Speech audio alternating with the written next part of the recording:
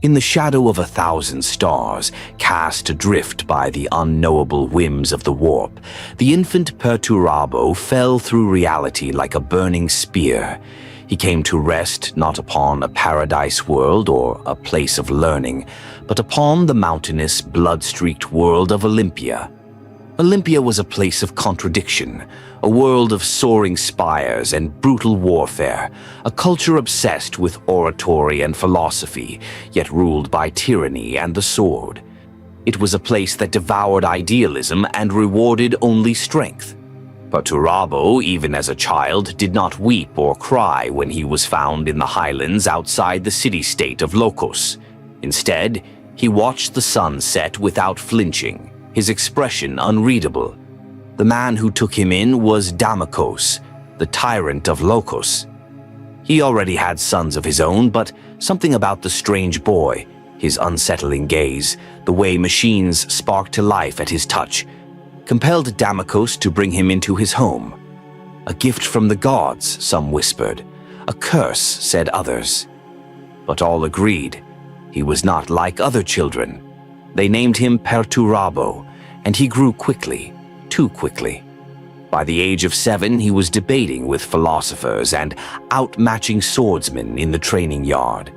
He corrected ancient blueprints from memory and could predict the weather patterns of Olympia's chaotic skies days in advance. No tutor could keep up with him.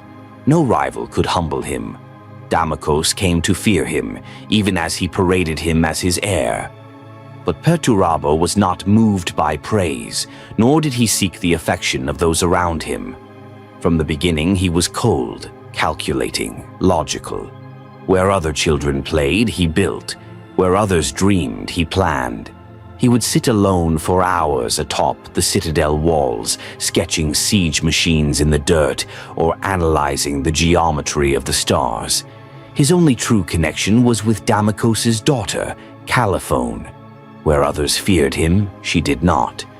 Where others obeyed, she questioned.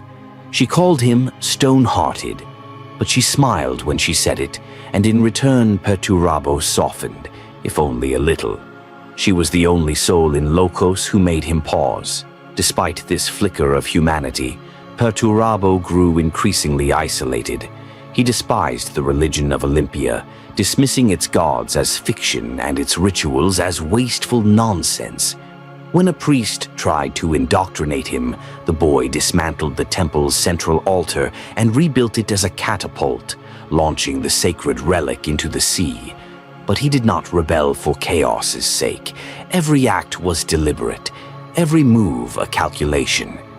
Even as a youth, Perturabo viewed the world as a puzzle to be solved, a place where inefficiency was sin and structure was salvation. When war came, as it always did on Olympia, Perturabo led his father's armies into battle. His machines crushed fortresses, his strategies outflanked warlords twice his age. He did not revel in the bloodshed, but neither did he flinch from it. Victory was all that mattered, and through it, order. One campaign saw him outnumbered 5-1 outside the city of Tarragona. The enemy held the high ground and dug in behind walls thought impregnable. Perturabo built a mock siege camp in plain view, luring the defenders into complacency. Then, in a single night, he redirected a river to flood their rear encampment and launched a silent assault using siege towers concealed beneath civilian carts. The city fell by dawn. He was 16. Word of the boy general spread like wildfire. Across Olympia, rulers spoke his name in hushed tones. Some feared him. Others saw in him a rival to be watched. But none could ignore him. Damokos tried to harness this momentum, offering Perturabo a co-regency, but the young man showed no interest in political power for its own sake. He asked only for resources, to build, to study, to prepare for something he could not yet name, but felt deep within his bones. He was haunted by dreams, visions of strange stars, of golden armor, of a vast presence watching from beyond the veil. He never spoke of these dreams, but they shaped him, drove him. Sometimes he would wake in the middle of the night and scrawl incomprehensible diagrams across the walls of his chambers. No one understood them, not even him. Not yet. And then, one day, the sky split open. The Emperor of Mankind had come. It was not a war fleet that descended upon Olympia, but a procession of impossible grandeur. At its center, clad in light, was the Master of Mankind. He stepped foot on Olympia and walked through Locos unopposed. The people bowed, Damocos trembled, but Perturabo did not kneel. He stood atop the citadel walls, arms crossed, watching the procession below. When the Emperor finally stood before him, the boy stared into those unfathomable eyes and saw himself, not in form, but in purpose. For the first time in his life, Perturabo felt understood. The Emperor said no words. He offered no speeches. He simply extended a hand. Perturabo took it. There was no tearful farewell, no grand ceremony.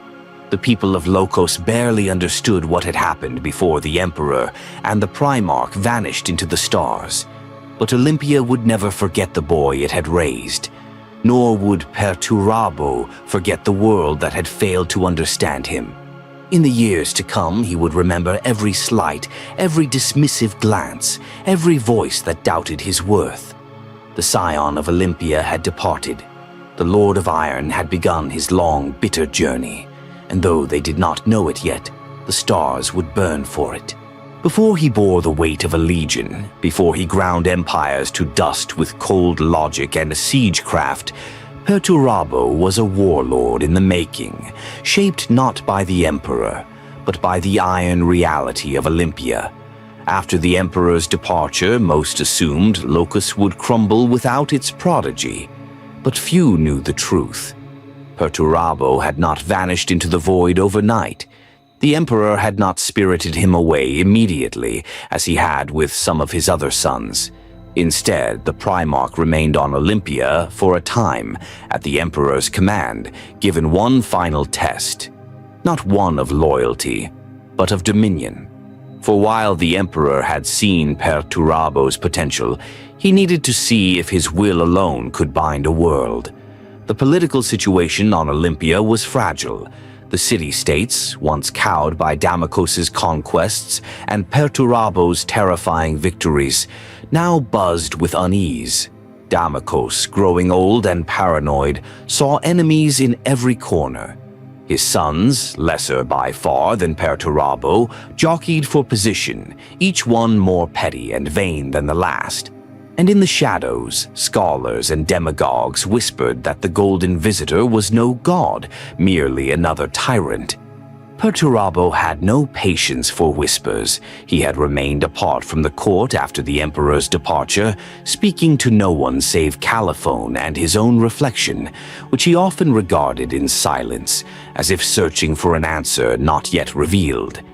He took no part in the politics of Damocos' crumbling regime, but he watched, always watching, mapping the lines of weakness, the tension in every gesture, the stress fractures forming behind every wall. When Damocos called a conclave of all his vassals and lieutenants in the citadel of Locos, it was clear to everyone that the tyrant was desperate. His power was slipping, and he sought to reassert it by sheer spectacle.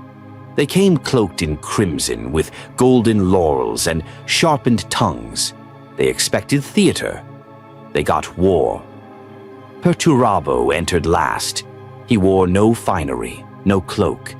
His robes were the black and iron gray of a field engineer, and his only adornment was a cogwheel etched into a steel pendant that he had forged himself in a furnace of his own design. When Damocos rose to speak, Perturabo interrupted him. "I will speak now," he said. The chamber fell silent. What followed was not a speech. It was a verdict. He laid out, in painful detail, the rot at the heart of Olympia, the corruption of its governors, the incompetence of its generals, the decadence of its scholars. He named names, he gave dates, he presented copies of intercepted messages, grainy sketches of clandestine meetings, and even weapons caches meant for uprisings. Then he turned to Damocos. "You let this fester," he said, "and now it must be cut out." Without waiting for approval, he walked across the chamber and placed a data slate in front of his foster father. Damokos, his hand trembling, read the contents. His face went pale. It was a full restructuring of Locos, from military command to economic policy. A new chain of command with Perturabo at the head. A redistribution of authority with traitors named and successors chosen. A clause, signed already by over 50 captains of the city guard, gave the military its loyalty to Perturabo alone. It was a coup, bloodless, absolute. Damokos, whether through fear or grim understanding, gave no protest. He simply nodded and stood down. Within a week, the rest of Olympia followed. Perturabo did not celebrate. He did not revel. He got to work. Logos became a city of forges. Workshops sprouted where palaces once stood. The old marble amphitheaters were converted into training yards and code-breaking academies. Statues of gods were torn down and replaced with hololithic displays of mathematical theorems and celestial alignments. Where other primarchs might have left their homeworld as it was, Perturabo reshaped it. He introduced a meritocratic order, harsh, unyielding, but effective. Soldiers were rewarded for strategic innovation, not bloodline. Engineers and architects were elevated over poets and politicians. Those who questioned him were not executed, not yet. They were put to work, given problems to solve, challenges to meet. Most failed. He revived forgotten sciences from the dark age of technology. He rebuilt weather control towers, long dead since the fall of the previous human empire. He enforced strict data collection, ensuring no sector of the city ever ran without his knowledge. Perturabo became omnipresent, not as a god, not as a ruler, but as the mind that Olympia now ran on. When a coalition of outlying city-states attempted to resist, claiming cultural genocide and denouncing the fall of their ancient traditions, Perturabo did not send an army. He sent a single emissary carrying a gift, a small cube. The leaders laughed until they activated it. The cube unfolded into a three-dimensional map of their capital's defenses, complete with predicted failure points, structural weaknesses, and timed strike routes. At the bottom was a countdown. They surrendered before it reached 0. In time, the other city-states stopped resisting and instead came to him for solutions. Irrigation issues, population booms, orbital debris crashes. He answered them all with elegance and precision. No problem was too small, no detail too trivial. He fixed Olympia not because he loved it, but because he could not tolerate disorder. And yet, for all his success, the people never loved him. They obeyed him. They feared him, but they did not understand him. He would walk among them sometimes, quietly, listening. Once, in the marketplace, he overheard a woman whisper to her child, "That's the Iron Prince. Don't look too long. He sees everything." Perturabo said nothing. But that night he returned to his study and sketched a series of overlapping eyes atop a city skyline. He titled it Comprehension and locked it away. But there was one who still saw the boy beneath the stone, Caliphone. She challenged him in private, questioning his methods.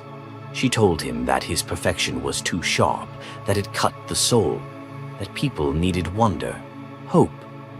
"I give them order," he replied. "Hope is a luxury." She touched his hand and said, "So is love." He did not answer. Still, he kept her close. She alone could breach his armor with words. In those rare moments when he was not building or planning or calculating, they would sit on the balcony of the citadel and watch the stars. One night he pointed to a faint, pulsing light on the horizon. "That," he said, "is Terra." She asked what it was like. "I don't know," he replied, "but I will." And he did. Shortly thereafter, the Emperor returned. This time there was no test. The Lord of Mankind looked upon Olympia and saw it reshaped, as he had hoped. Perturabo had passed not by winning battles, but by imposing structure upon chaos, by breaking a world to save it. He boarded the Emperor's vessel in silence. Caliphone watched from the balcony, her hand on the railing, her eyes misting. He turned to look back only once, and then he was gone. Olympia would not forget him, but Perturabo, he would never forgive it. Not for what it made him, not for how easily it gave him up, and above all, not for failing to see that what he gave them, order, strength, perfection, was the only love he knew how to offer. He had risen from the stone halls of Lokos, forged a world in logic and iron. But all of it, Olympia, Damakos, the citadels and the conquered, were behind him now. The day Perturabo stepped onto the bridge of the Emperor's vessel, Olympia ceased to be his world. He belonged to something far greater now, whether he welcomed it or not. The first thing he noticed was the silence. Not the absence of noise, there was plenty of that on the massive ship that carried him from his homeworld, but the depth of silence behind the noise.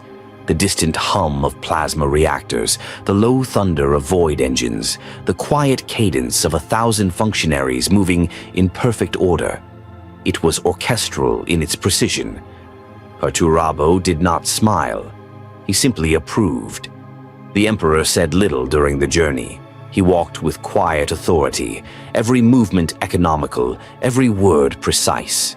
Perturabo mirrored him without thought, falling into step beside the one being in the galaxy who did not confuse him, who did not fear or fawn. The Emperor was like the calculus of gravity, inevitable, inarguable, absolute. When they arrived at Terra, the Primarch expected to be shown the seat of power, the thrones and towers spoken of in myth. Instead, he was led to a chamber beneath the palace. Not a place of worship or politics, but a forge. Deep below the crust of the cradle of mankind, in the dark arteries of a forgotten mechanicum sanctum, the Emperor revealed the real labor of unification. Machines of ancient design, logic engines the size of cities, archives that screamed with forbidden knowledge. Terra had been won by fire and war, yes, but maintained by thought, by structure, by systems. It was not glory that preserved the imperium, it was process. Perturabo stood in awe, and then he began to work. He was not given a throne or a command, not yet. First came the education, not the rote learning of Olympia, but immersion. The Emperor opened vaults sealed for 10,000 years, exposed him to weapon schematics beyond mortal comprehension. He worked alongside the Fabricator General of Mars, dissecting STC remnants and rebuilding devices believed lost since the Age of Strife. Where other Primarchs might have bristled at being kept from war, Perturabo understood. Knowledge was war, infrastructure was weaponry. He pored over the STC fragments like a starving man, reverse engineering building systems, atmospheric stabilizers, warp-void transition algorithms. Each day he worked into the small hours, often alone, refusing rest. The Mechanicum adepts called him the Architect of Iron. He ignored them. Titles meant nothing. But he was not alone in those vaults. Another walked those depths, Magnus, red-eyed and flame-wreathed, ever the scholar. The two were not friends. They debated often, sometimes heatedly. Magnus favored sorcery as science. He spoke of emotions as power, of the warp as potential. Perturabo mistrusted it. Magic was unstable. Sentiment was weakness. But even he had to admit, Magnus understood the mechanisms of reality in a way few others could. Their rivalry was intellectual, not petty. They challenged each other, sharpened each other. Perturabo dismantled Magnus's theories with brutal logic, and Magnus reshaped them with flair and intuition. In another life, they might have built wonders together. But both knew this was temporary. The day would come when they were no longer students, but weapons. And that day came sooner than expected. The Emperor summoned him. He stood before his father, not the Emperor as the Terran masses saw him, but the true being, radiant, terrible, calm. The being that had bound the warp, crushed the techno-barbarian kings, and now turned his attention to the stars. "You have seen what mankind has forgotten," the Emperor said. "Now you will help restore it." With those words, Perturabo was given command of his legion, the fourth, the Iron Warriors. They were not what he expected. He had read their dossiers, of course, memorized casualty charts, campaign reports, fleet compositions. But statistics were not the same as presence. When he first stood before them aboard the Enkidu, flagship of the Fourth, they greeted him not with cheers or ritual, but silence, discipline, expectation. He liked them immediately. They were not like the braggart warriors of the Luna Wolves, nor the zealots of the Word Bearers. These men were craftsmen, siege masters, methodical killers. Yet they were broken in places, fractured by long, thankless campaigns, used as garrisons, assigned to thankless wars. Resentment clung to them like dust. Perturabo understood that.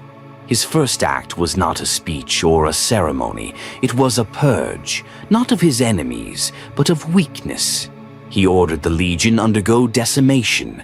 1 in every 10 warriors was beaten to death by his own brothers, chosen by random lot. A ritual of cleansing, brutal, ancient, and absolute. The legion obeyed, not because they loved him, but because they knew he would not ask what he himself would not endure. Then he rebuilt them. He reorganized the command hierarchy, reinforced discipline, taught siege mathematics and orbital bombardment modeling.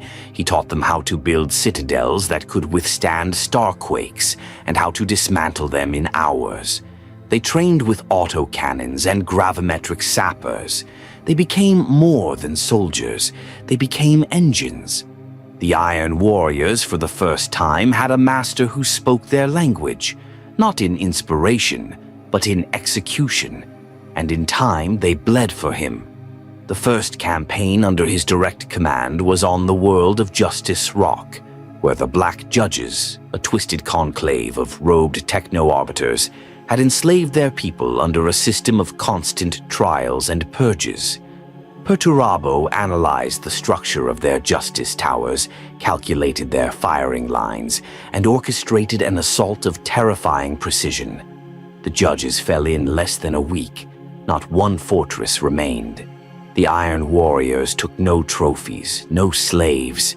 They erected a single spire in the planet's capital, gray, unadorned, marked only with a rune meaning order. From there, they swept on, campaign after campaign, each a case study in efficiency and ruthless momentum. Perturabo's name began to circulate among the other primarchs, though most had not yet met him. Some mocked him, others watched. He paid none of them any mind. In the quiet of his command deck, surrounded by star maps and battle simulations, he built his legacy not in rhetoric or flair, but in results. He did not demand loyalty, he expected it. He did not ask to be remembered, he only demanded that his calculations be obeyed. He had no illusions. The Great Crusade was not a noble cause. It was necessary, and necessity was always ugly. Where others saw a dream of unity, Perturabo saw an equation of survival, and he intended to solve it. The Emperor had given him mercy, not in sentiment but in purpose. A mind like his could have been cast aside, lost in isolation, wasted in obscure obscurity. But now he had a legion, a purpose, and the universe would either fall in line or fall to ruin. The Fourth Legion had known war long before their Gene Father arrived. They had bled across the stars in the Emperor's name, fought in the darkest corners of the galaxy where triumph came not with parades but with silence. There were no murals to commemorate the Iron Warriors, no laurel wreaths, no songs, only deployment orders, siege lines, and graves. They were the uncelebrated architects of the Imperium's early victories, sent to grind down resistance in brutal, thankless wars. The places other legions avoided, the fortress worlds, the death planets, the drawn-out planetary sieges. These were the assignments passed to the Fourth. When Perturabo took command of them, he found not a gleaming legion eager to impress, but a weary engine of war choked by rust and neglect. But he did not recoil. He understood them, their bitterness, their fatigue, their simmering resentment. It mirrored his own. He did not embrace them like a long-lost father. There was no stirring speech, no roaring declaration of brotherhood. Instead, he walked their halls, studied their armories, pored over their records. He read every casualty report, memorized every engagement since the Legion's inception. He mapped the failures, catalogued the rot, and marked the points of fracture. And then he began to rebuild. He started not with weapons, but with structure. The Iron Warriors were reorganized, every squad calibrated for maximum efficiency, every chain of command stripped of bloated hierarchies. He replaced ornamental ranks with precise designations based on function and necessity. No one was above critique, no one immune to correction. Veterans found themselves reassigned to menial positions if they failed to meet Perturabo's exacting standards. Entire companies were reassigned based on strategic models rather than tradition. There were no favorites, there was only performance. Some resisted. A few officers, long used to autonomy, questioned his changes. They vanished overnight. He introduced rigorous protocols for battlefield analysis, demanding after-action reports be rendered in schematic format. No more florid language, no poetic recounting of valor or sacrifice, just data, ratios, lines, cause and effect. The Legion chafed at first, but slowly something changed. There was clarity in his methods, a cold, functional brilliance that cut through the fog of war. In one campaign on the bastion world of Harcus Theta, a fortress had held out against multiple legions for nearly a decade. The Imperial fists had tried to breach its outer ring and failed. The Ultramarines had proposed containment. Perturabo reviewed the siege for a single evening and submitted a plan by dawn. 3 days later, the walls fell. He'd mapped a flaw in the fortress's subterranean aquifer system, a minor oversight by its original architects that allowed the Iron Warriors to collapse its support structures with a coordinated underground barrage. Not a single Iron Warrior had to scale the walls. He didn't boast. He simply moved on to the next problem. With every campaign, the Legion learned to move as he did. They became disciplined to the point of fanaticism, unflinching in the face of attrition. Every bolter volley timed, every bunker stormed with metronomic precision. Perturabo trained them to be a single machine, his machine. And as their competence sharpened, so too did their identity.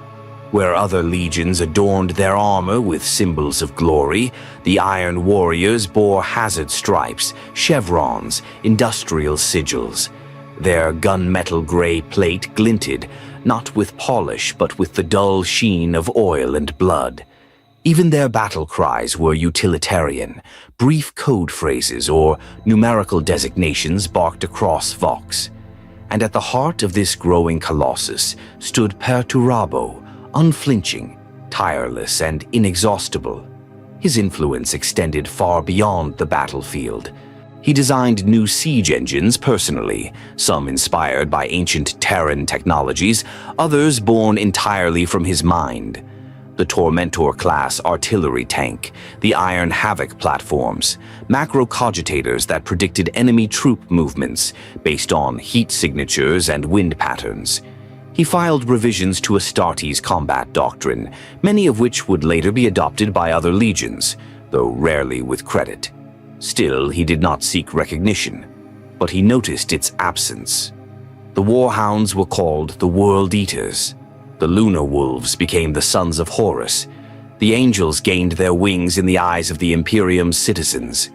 Even the word-bearers, lost in their chants and relics, had their temples and their acolytes. The Iron Warriors were simply soldiers, tools, used and discarded. Perturabo never said this aloud, but his men heard it in the way his voice would sharpen when discussing deployment assignments, in the way his eyes narrowed when reading fleet rosters that placed them once again on the fringe. Never the center, never Terra, never the victories that made statues. Their father was not a man given to wrath, but resentment settled into his bones like frost. He was not without rivals, of course. Rogel Dawn especially cast a long shadow. The two had never met face to face at this point, but their reputations clashed even across the stars. Dawn, master of defense. Dawn, builder of the palace. Dawn, lauded and praised, always spoken of in the same breath as architectural perfection. It galled Perturabo, not because Dawn was competent, but because he was celebrated for what Perturabo did better. And worse, Dawn had the gall to speak in terms of ideals, of honor, of defense as a virtue. Where Perturabo saw structure as a function of necessity, Dawn saw it as a holy act. To Perturabo, that was naive. A fortress was only a tool. A siege was a solution. There was no nobility in it, only efficiency, only outcomes. In private, he built models of the imperial palace, speculative, incomplete, but detailed nonetheless. He traced the weaknesses in the walls, identified redundancies. Not out of spite, or not entirely, but because it had to be done. Because he could not look upon a structure and not see how it could fall. He never spoke of it. But in his chamber aboard the Iron Blood, amidst the low hum of cogitators and the scratch of quill on datasheet, he kept one model always intact, the Lion's Gate spaceport, rendered to scale in iron and slate, not as a dream, as a challenge. And still the Great Crusade rolled forward. The Iron Warriors struck world after world. They broke the walls of Bastion Eno. They brought the fire seas of Coraval to heal with dam blockades. They burned the machines of the Nagenbach Compact and turned their orbital towers into artillery platforms. Each campaign added another gear to Perturabo's machine. But with every victory, the praise went elsewhere. The songs were sung of Russ's fury, of Guilliman's vision, of Dorn's faith, and the Iron Warriors were assigned yet another siege, another garrison, another victory no one would see. This did not break them. It refined them. In time, the 4th Legion no longer measured its worth in medals or murals. They measured it in megatons, in bastions breached, in attrition endured, in cities silenced, and Perturabo stood at their head, silent, meticulous, relentless. Not a savior, not a tyrant, a function. The Imperium did not yet know it, but a monster had been made in the quiet forges of the 4th. Not by hate, not by cruelty, but by purpose. They called him the Breaker of Bastions, the Ghost at the Gate, the Lord of Iron. But Perturabo never asked for titles. He had no time for vanity, no appetite for ritual. In the logic of war, he saw only 2 categories, solutions and problems. And where others saw the glory of conquest, he saw a ledger: input, output, collateral, cost. A world taken too slowly was a failure. A fortress left standing was a flaw. A dead sun, an inefficiency in planning. He did not speak like the other primarchs. He did not command awe in courts or demand fealty through charisma. But when the Imperium found a fortress that could not be taken, when an enemy refused to yield, when all options were exhausted, there was only one name whispered across the Vox relays of high command: Perturabo. And he came like gravity. His early conquests under the Emperor's banner were studies in brutality perfected into art. On the world of Deshel II, a ring of void-shielded mountain cities resisted the imperial truth for over a decade. Rogel Dorn had declined the assignment. Even Guillimin advised orbital blockade. Perturabo requested a week. He arrived with no ceremony, no parades, just calculation. The mountains were mined beneath the surface using seismic drills he had designed himself. Artificial faults triggered controlled avalanches, while preset artillery arcs crushed escape routes. The cities fell in silence. No orbital bombardment, no unnecessary civilian bloodshed. Efficiency is mercy, he later wrote. Not that anyone asked. Then came Raukos, then the Kryth Expanse, then the subterranean palaces of Grendel's Hollow. He did not lead frontal assaults. He dismantled civilizations with clockwork precision. He turned enemy strongholds into geometry problems. It was war distilled into function. Still, with every triumph, he was given no triumph. The War Master Horus was showered in accolades. Fulgrim penned operas about his own victories. Even Vulcan, the silent giant of Nocturne, had statues raised in his name. But Perturabo? He was thanked with another war zone, another fortress no one else wanted to breach, another distant, ash-choked world added to the endless itinerary of attrition. Worse still, he watched the other legions ascend in reputation, while his own were scattered like bricks, posted as garrison forces on conquered worlds, used to hold the lines others had no patience for. The Iron Warriors were not called when glory was promised. They were summoned when someone else's plan had failed. Perturabo knew what that meant. It meant that Terra did not see them as saviors. They were the sledgehammer beneath the architect's hand. Replaceable, expendable. There were whispers, of course, even among his brothers, that the Lord of Iron had grown cold, that he was too methodical, that he had no passion, that somehow he lacked the spark of a true hero of the Imperium. He heard them all. He never answered, but in the shadow of every wall he broke, he made certain those words would be buried with the rubble. And yet, there was one thorn he could not ignore, one name that lingered in his mind long after campaigns ended. Rogel Dorn. They had not met face to face, not yet, but the rivalry was written in their very bones. Dorn was the beloved builder of Terra, the Praetorian of the Emperor, wrapped in honor and certainty. His defenses were praised as divine architecture, his demeanor stoic and virtuous. Every word from the Imperium's nobility dripped with reverence when they spoke of him. It was not jealousy that stirred Perturabo. It was insult.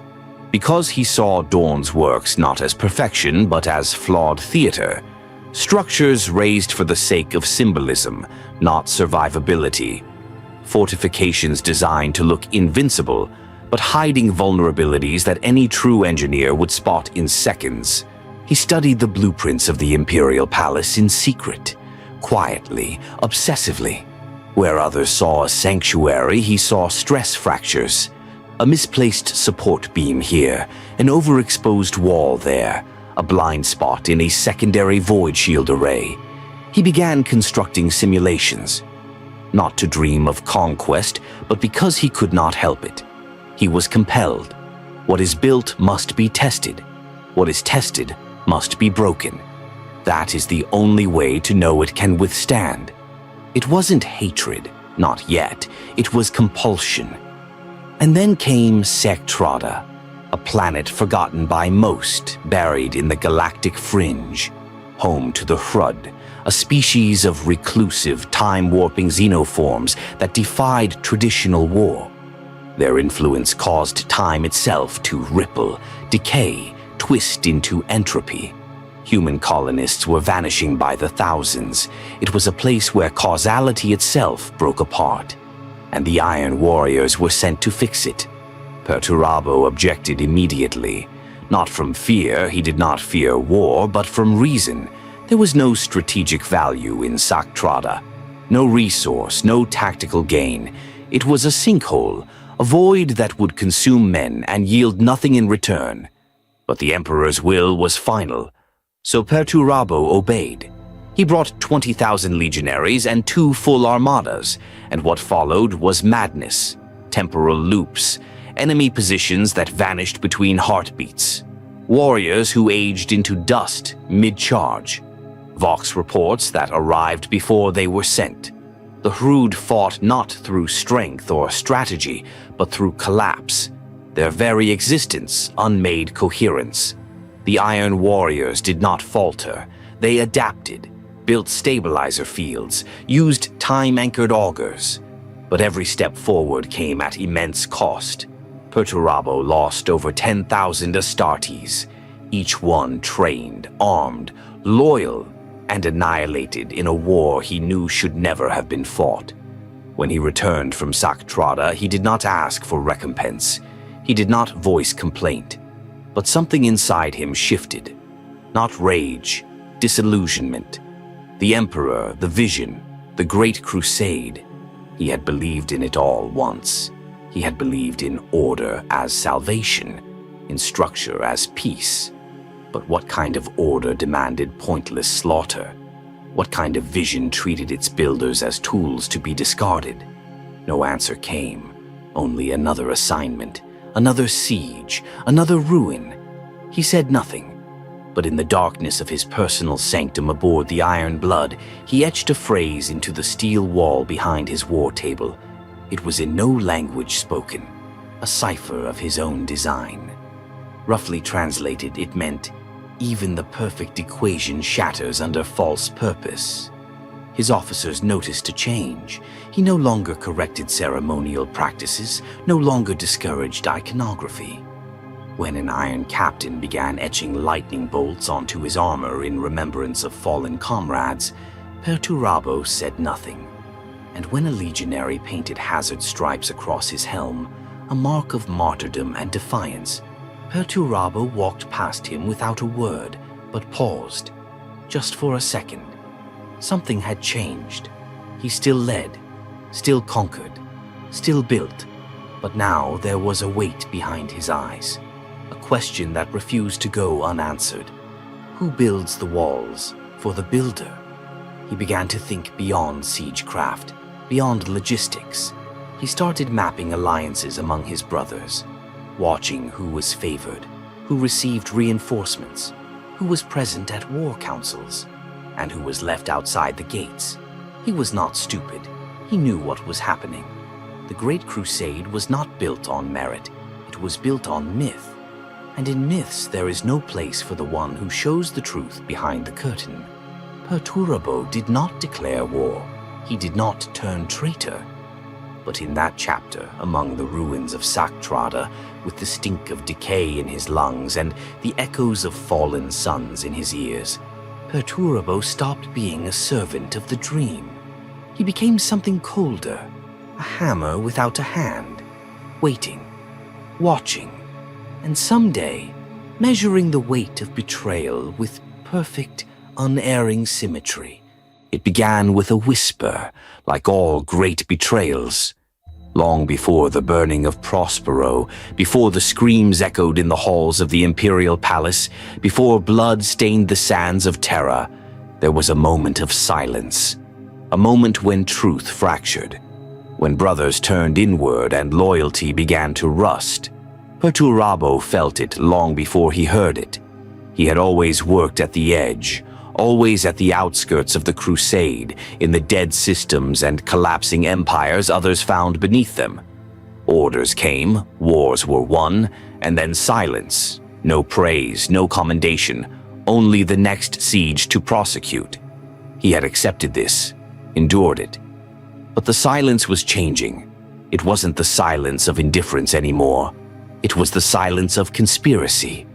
Rumors began to circulate through the higher ranks of the legions, coded transmissions, misplaced intelligence reports, conflicting movements of fleets. Supply lines were rerouted with no explanation. Entire campaigns were reassigned last minute to unfamiliar forces. Then came the absences. Fulgrim, gone without a trace for months. Lorgar withdrawing his word-bearers from the front. Mortarion turning his fleets away from loyal supply convoys. Angron, well, Angron had always been a storm, but now he was a storm with a direction, Perturabo received a message. It wasn't encrypted, not in any way that mattered. It simply appeared on his strategium display one morning, pulsing with the quiet authority of someone who knew it would be read. It bore a single mark, Horus Lupercal. The message was short. Director, Horus asked for a meeting, not a declaration, not a demand. A conversation between brothers. Most would have refused. Most would have reported it to Terra. But Perturabo wasn't most. He accepted. They met aboard the Vengeful Spirit, not in any war room or council chamber, but in the observation dome, starscape stretching overhead, a halo of dying suns casting slow amber light across their faces. Horus was calm, serene almost. There was none of the fire of the War Master, none of the forceful command that had once inspired hundreds of worlds to submit with a word. Instead, he spoke like a man already at peace with his decisions. And he didn't ask Perturabo for help. He asked him why he stayed loyal. It was not the question that stung. It was the honesty in it. Perturabo offered no answer, not immediately, because in truth, he had none. He didn't stay loyal out of love for the Emperor. That fire had gone out at Saktrada, drowned in the screams of 10,000 sons sent to die for nothing. He didn't believe in unity, not anymore. The Imperium, he had come to understand, was not built on reason. It was built on myth, and myths demanded sacrifices. What Horus offered wasn't ideology. It was a chance to break the lie. And in that dome, with the stars weeping their silent, indifferent light, Perturabo made no vow, no dramatic oath. He simply said, "Show me." Horus did. He revealed the rot behind the throne, the deception, the creation of the primarchs not as sons, but as weapons, molded and discarded by a god who called himself man. He showed him the future, a future ruled not by logic and order, but by stagnation, a future where Perturabo would build fortresses he would never inhabit, win wars he would never be remembered for, and worst of all, a future where Rogel Dawn would sit upon Terra's last wall, lauded as the final bulwark of humanity, while Perturabo's name was written in footnotes. Perturabo did not weep. He did not rage. He merely nodded. It wasn't a betrayal, it was a correction. And thus the wheels began to turn. The Iron Warriors did not immediately switch banners. That was not Perturabo's way. He tested Horus's words, probed their truth. He watched Fulgrim fall to excess, saw Mortarian's silence deepen, witnessed Angron's fury begin to bend the fabric of space. Lorgar had always been a zealot. That he now worshipped something darker came as no surprise. But it was Horus who intrigued him most, because Horus still believed he was saving humanity. Perturabo, of all his brothers, knew better. Still, it was useful to let Horus think otherwise. And so came the summons. A council of 6 legions, united for a singular strike, Istvan Fourth. A cleansing, they called it. A trap, in truth. Loyalist elements would be lured in. The traitors would descend. And the war would begin. Perturabo did not hesitate. The Iron Warriors were deployed alongside the Night Lords, the Alpha Legion, and the Word Bearers. Ostensibly reinforcements for the beleaguered traitors of the first wave. The Salamanders, the Iron Hands, and the Raven Guard had come in strength, believing aid was at hand. They were wrong. Perturabo watched from the ridgeline as the Loyalist lines formed below, their banners fluttering in the sulfur wind. He recognized their formations. He had studied them. Guilliman's codex patterns, Vulcan's flexible flanking elements, Ferrus Manus's frontal armor spearheads. He respected them, and then he ordered them destroyed. The drop site massacre was not a battle, it was annihilation. The Iron Warriors struck with mathematical precision. Kill zones were already marked. firing solutions pre-calculated. Perturabo's artillery zeroed in on evacuation vectors before the first drop pods had even finished opening. The Raven Guard tried to retreat. The Salamanders rallied to protect them. The Iron Hands held their ground, Ferrus Manus at their fore, until Fulgrim removed his head. And still Perturabo watched. Not because he took pleasure in it, not because vengeance drove him, but because every round fired, every trench carved into the blackened soil, every loyalist scream, it was a step toward correction, toward equilibrium. After Istvan, there was no going back. The heresy had begun in truth. But for Perturabo, it had started long before, in the silence of 1,000 forgotten sieges, in the frostbitten fields of Saktrada, in the echo of his own footsteps through the cold forges of Olympia. Now, finally, the galaxy would be reforged, not by poets, not by builders of cathedrals and lies, but by those who knew the price of perfection. The Iron Warriors left Istvan V not triumphant, not celebrated, but intact, silent, calculating, prepared for the long war. And at their head, the Lord of Iron, whose voice did not rise in glory, but whose eyes saw every wall left standing, every gate yet to fall. The age of myths had ended. Now began the age of iron. The sky over Olympia was red the day the ships returned. Not the crimson of dusk, but the red of fire, of cities burning, of banners falling, ash on the wind, screams in the air. The Iron Warriors had come home. It was not supposed to happen this way. After Istvan, Perturabo's path should have bent toward Terra, toward the Golden Throne, and the siege he had waited a lifetime to wage. But Horus, ever the tactician of politics, not just war, saw another need. The traitor war effort required stability in its rear lines, and Perturabo's homeworld, Olympia, was in revolt.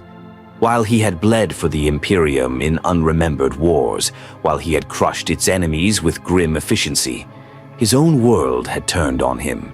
His foster brother Thasilo had taken up arms in his absence, leading a loose confederacy of rebelling city-states against the remaining loyalist elements tied to Lokos and the regime Perturabo once enforced with precision. The reasons were irrelevant. Some whispered the revolt began with fear.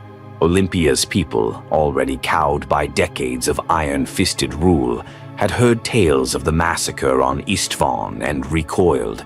Others claimed it was shame, the sudden realization that their prodigal son had become a monster in armor. Perhaps it was simply politics, ambitious men seizing opportunity in uncertainty. Whatever the cause, the rebellion had taken root, and Perturabo, upon learning this, said nothing. Not at first.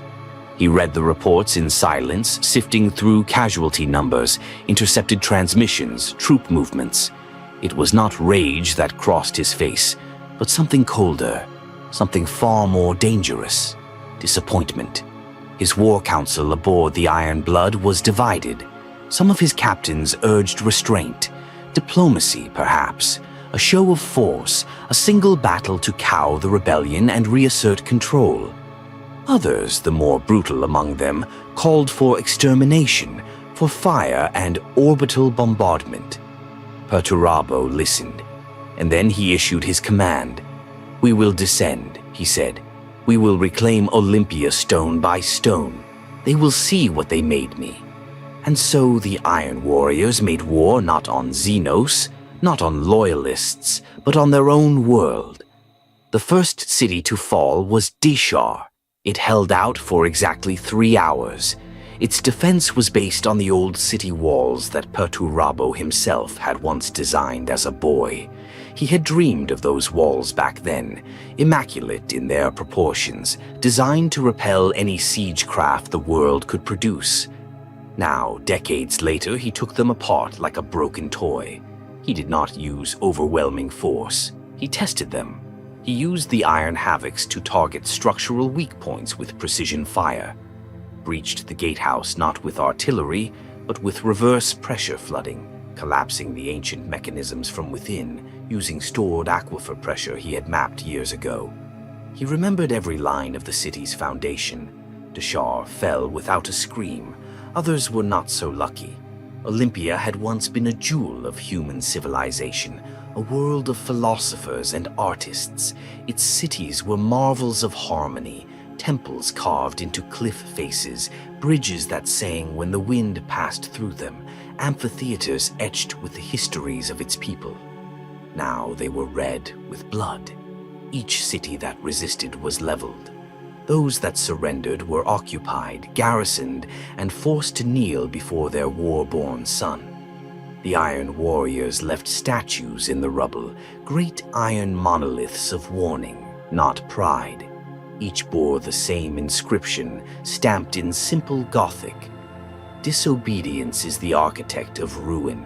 And in the heart of every burning district, Perturabo walked alone. He did not ride in triumph.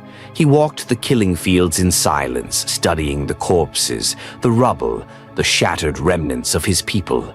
He did not mourn. He measured. The slaughter intensified. Resistance became futile, then suicidal. Families turned on one another to prove their loyalty.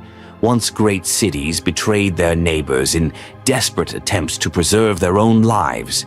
The Iron Warriors, numb to their own grief, executed orders with mechanical precision.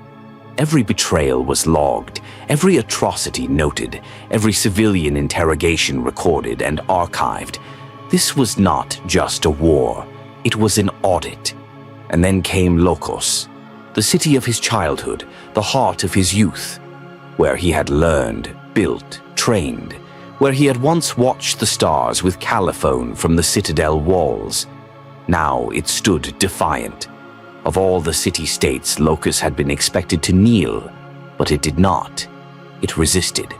Caliphone, his sister not by blood but by bond, had returned to the city in the early stages of the uprising. She had become a symbol, Olympia's soul, they called her. She gave speeches from the old amphitheaters, rallied the people with words not of hatred, but of sorrow. She did not call him a monster. She called him a tragedy, a son lost, a star gone cold. She begged for him to listen, to remember who he was. He did not. The siege of Lokos was not swift. It was a deliberate, methodical unraveling. Perturabo dismantled the city's defenses in layers, peeling them back with surgical strikes. He avoided mass bombardment, preserving the structures he had once designed, as if punishing the city meant making it watch its own defeat. He entered Lokos not as a conqueror, but as a judge. Caliphone met him in the plaza. She wore no armor, no crown, only the robes of their childhood, faded and worn. "You've become everything you hated," she said. "I've become everything I was made to be," he replied. She didn't weep. She didn't plead. She simply asked him, "Do you remember what you built here?" Perturabo looked around the broken square, the shattered obelisks and cracked foundations. "Yes," he said, and then he ordered her executed. The act was not rage. It was ritual, a final severance. The last voice of mercy silenced. By the time the last flame died, 5 million Olympians were dead, cities erased, histories lost. The once proud world was a tomb of iron and shame. The Iron Warriors did not stay. There was no ceremony, no proclamation of victory. They departed in silence, leaving their own home behind like a failed experiment. And in orbit, as the iron blood made its slow climb from the ruined cradle, Horus came. He boarded the ship personally. He did not offer sympathy. He did not condemn the massacre. He placed a single object into Perturabo's hands. It was Ferrus Manus's Warhammer, Forgebreaker, taken from the body of the Iron Hand's Primarch after Istvan. A gift, a recognition, a weapon worthy of the Lord of Iron. "Brother," Horus said, "you've earned your place." Perturabo took the hammer. He did not bow. He did not thank him. He simply turned and walked away into the shadows of the command deck. And as Olympia turned slowly in the void behind him, bleeding from every wound he had carved into it, Perturabo made no excuses.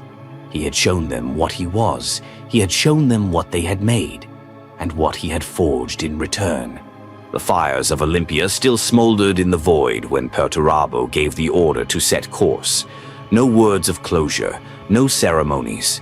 The dead did not require justification, and the living had forfeited the right to answers. What had been done could not be undone. What had been raised would not be rebuilt. Not by him. The world that had raised him, betrayed him, and finally broken beneath him was now nothing more than a line in a campaign report. In the Iron Warrior's records, the invasion of Olympia was not marked with lamentation or even triumph.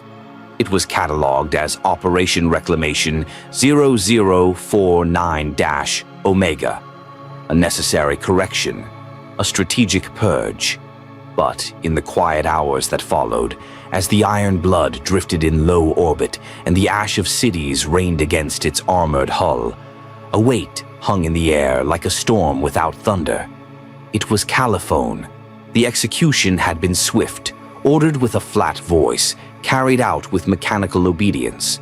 She had not resisted, had not begged. In her final moments, she had simply looked at him, not with hate, not with fear, but with a kind of heartbreak that no weapon could pierce and no fortification could withstand. And Perturabo had said nothing. He didn't need to. Her death was not an accident of war. It was a design, a choice like all his other choices, a necessity. That's what he told himself, at least. And yet, in the darkened sanctum of his quarters, he could not erase the echo of her voice from his thoughts. The way she had stood in the plaza, the words she had spoken. "Do you remember what you built here?" He had, and he still did. But memory was weakness. Nostalgia was the rot of engineers. The past could not be repaired, only recorded, measured, and left behind. Even so, he did not speak for 3 days, not to his captains, not to his legionaries, not even to the machine spirits that whispered through the command lattice of the iron blood. He stalked the decks like a shadow, his presence felt but never acknowledged. Every corridor he passed fell into silence. His sons, armored in ceramite and hazard stripes, avoided his gaze. They had followed him through hell. They had reduced their homeworld to slag for him. But even they didn't understand what had truly been broken on Olympia. It wasn't just the world, it was the last fragment of his tether to something human. And then Horus came. He did not arrive in force or with ceremony, no procession of banners, no war horns. Just a single stormbird, painted black, descending to the primary hangar like a vulture. Horus Lupercal stepped out alone. He didn't greet the Iron Warriors with grand words. He didn't smile or mock or jest as he might have once. There was no need for manipulation anymore. Olympia had already done the work.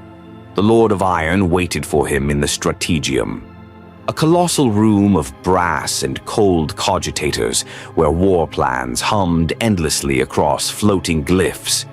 Horus walked the length of it without speaking, his boots ringing like tolling bells on the metal floor. He stopped in front of Perturabo and held something out.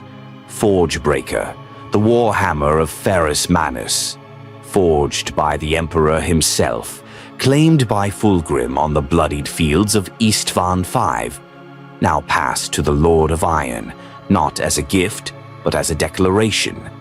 Perturabo stared at it for a long time, not because he questioned whether he should take it, but because he didn't know if he wanted to.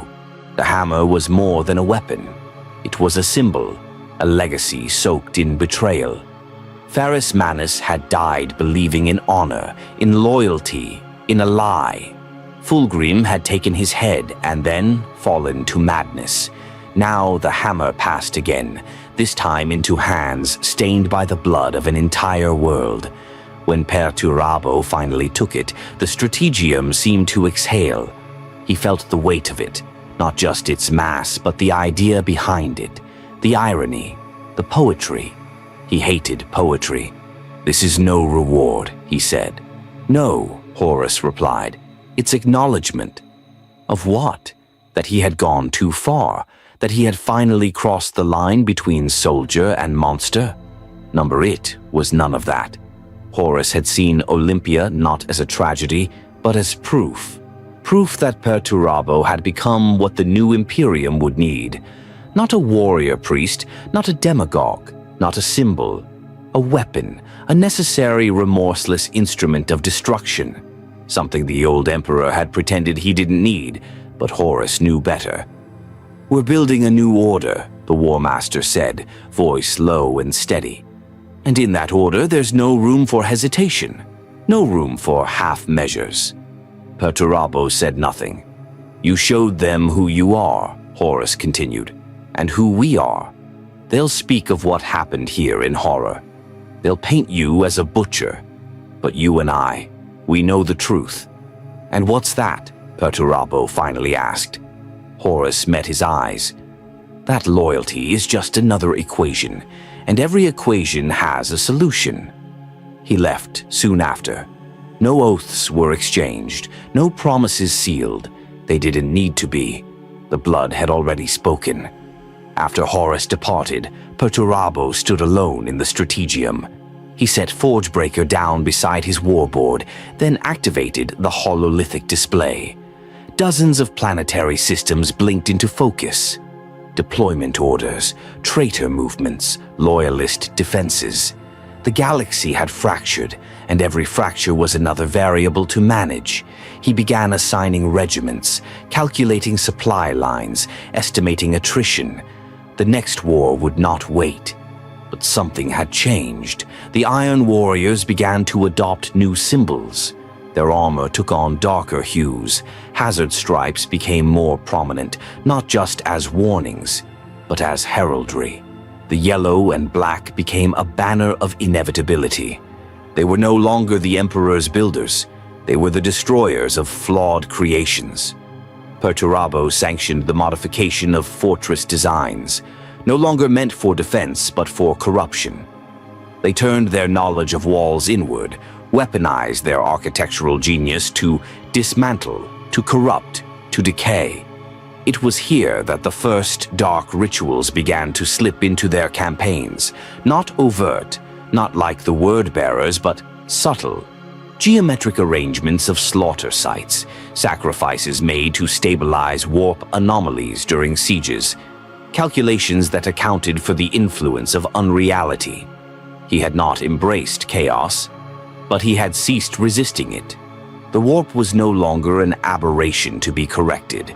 It was a force to be modeled, measured, and eventually mastered. The transition wasn't sudden. It wasn't marked by horns or demonic proclamations. It was a quiet shift, a slow, creeping entropy. Perturabo didn't seek power for its own sake, but he would use it. He would wield the warp the same way he wielded artillery, the same way he broke bastions, without passion, without fear, without restraint. Because now he understood. The Imperium had never been built to last. Its walls were cracked from the first stone. Its foundation was vanity, not logic. He would not fix it. He would not reclaim it. He would tear it down, and in the ashes he would build something better, something cold, something enduring, something iron. The galaxy was burning, and Perturabo stood at the edge of it, watching the fire spread with a calm, clinical detachment. Every system that fell, every fortress that crumbled, every world turned to ash. He saw not chaos, but momentum, a cascade of predictable failure. The Imperium was cracking open like an over-engineered vault, and no one understood its inner structure like he did. Horus's rebellion was no longer a whisper, no longer shadows and suspicion. It was war, open, merciless, and without pause. The false facade of unity had collapsed, and now the pieces were free to move according to their true design. The Great Crusade was dead. In its place, the Long War. Perturabo had no illusions about the nature of this war. Where others spoke of liberation, vengeance, or destiny, he saw only function. Victory wasn't a matter of whose god was stronger or which brother shouted loudest. It was mathematics, supply, attrition, infrastructure. He would make himself indispensable. He would be the war's engine. At Horus's command, the Iron Warriors began a fresh campaign of methodical terror. They swept through loyalist-held territories with merciless resolve, turning entire sectors into lessons in inevitability. No grand speeches, no proclamations, just calculated destruction, delivered with exacting precision. On the fortress world of Hydra Cordatus, the defenders had prepared for a siege of decades. They had bunkers stacked in strata, underground redoubts older than the Imperium itself, and orbital guns shielded by energy fields designed with input from the Fabricator General of Mars. It took Perturabo 13 days. He didn't simply breach their walls, he dismantled their spirit. He deployed seismic thumpers that shattered their tectonic integrity. Bombardments weren't aimed at battlements, but water supplies. He made their air toxic, their soil molten, their hope irrelevant. The defenders surrendered in silence. It wasn't victory. It was inevitability. And all the while, Perturabo continued to observe. His eyes remained fixed on more than just battlefields. He watched his brothers. The traitor legions were not unified, not truly. Horus called himself War Master, but the fabric of their alliance was already fraying. Fulgrim had vanished, consumed by his excesses. Mortarion spoke less and less, his legion slipping into plague-ridden decay. Angron was a weapon without a handle, rampaging across systems with no strategic purpose. And Lorgar whispered secrets he did not fully understand, drowning in prophecy and blood. Perturabo saw it for what it was, a structure built on passion instead of purpose. It would collapse, unless someone held the line. So he became what they needed, even if they didn't realize it. He accepted orders without complaint. He took the assignments no one else wanted. He deployed his legion to reinforce the Death Guard in their endless assaults, to support the Night Lords in their terror raids, to plug the gaps in the Alpha Legion's enigmatic maneuvers. And he always delivered. But the more he gave, the more he noticed the pattern repeating. He was being used. Again. By his enemies, by his allies, by the very cause he had chosen. The War Master's inner circle, Ezekiel Abaddon, Malaghurst, Eidolon, spoke to him with veiled contempt, as if he were a tool, not a brother. They praised his effectiveness, then assigned him to backwater sieges, while others claimed the spotlight. When honors were doled out, the Iron Warriors were always mentioned last. The whispers grew louder. He saw it in the briefings, in the way Horus spoke more to Erebus and Argel Tal than to him, in how Mortarion dismissed strategy meetings with a grunt, in how Lorgar offered cryptic riddles instead of battle plans. And then came the insult that turned unease into fury. The campaign on Delgas II. The orders were simple. Perturabo was to reinforce Angron, who had broken through the Loyalist line but become bogged down by sustained counterattacks. It was chaos, the World Eaters fighting more for slaughter than conquest. Angron had pushed too deep, too fast, and now risked being encircled. Perturabo reviewed the situation, the strategic cost, the potential outcome. He suggested an orbital withdrawal and a redirection of forces to a more valuable target, Argalath Prime, a communications hub critical to the Eastern Fringe. The data supported it. The math was undeniable. Horus rejected it. The orders stood. So Perturabo obeyed. He redirected his fleet to Delgas II and bled for a world that didn't matter. Over 12,000 Iron Warriors died saving Angron's butchers. Artillery crews vaporized, tactical reserves lost, siege engines destroyed in meat grinder assaults that went nowhere. And when the campaign ended, Angron didn't thank him.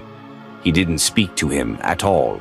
He was already boarding his flagship, raving about the next bloodletting, before the smoke had even cleared. Perturabo returned to the Iron Blood in silence.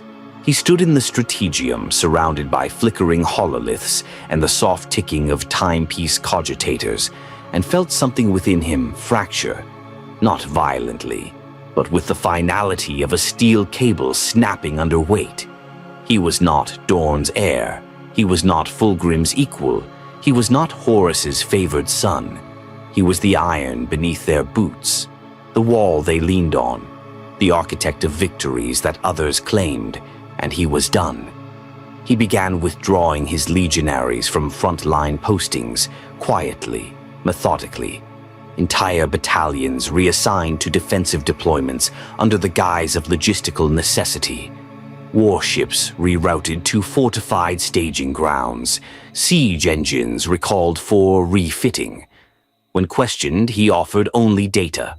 The numbers always supported him. No one challenged him. They didn't notice what he was doing until it was too late, because Perturabo wasn't abandoning the war. He was preparing for what came after it. When the other legions shattered, when Terra was ash, when the Chaos Gods turned on each other like starving dogs, someone would need to rebuild, and it would not be Horus. It would be him.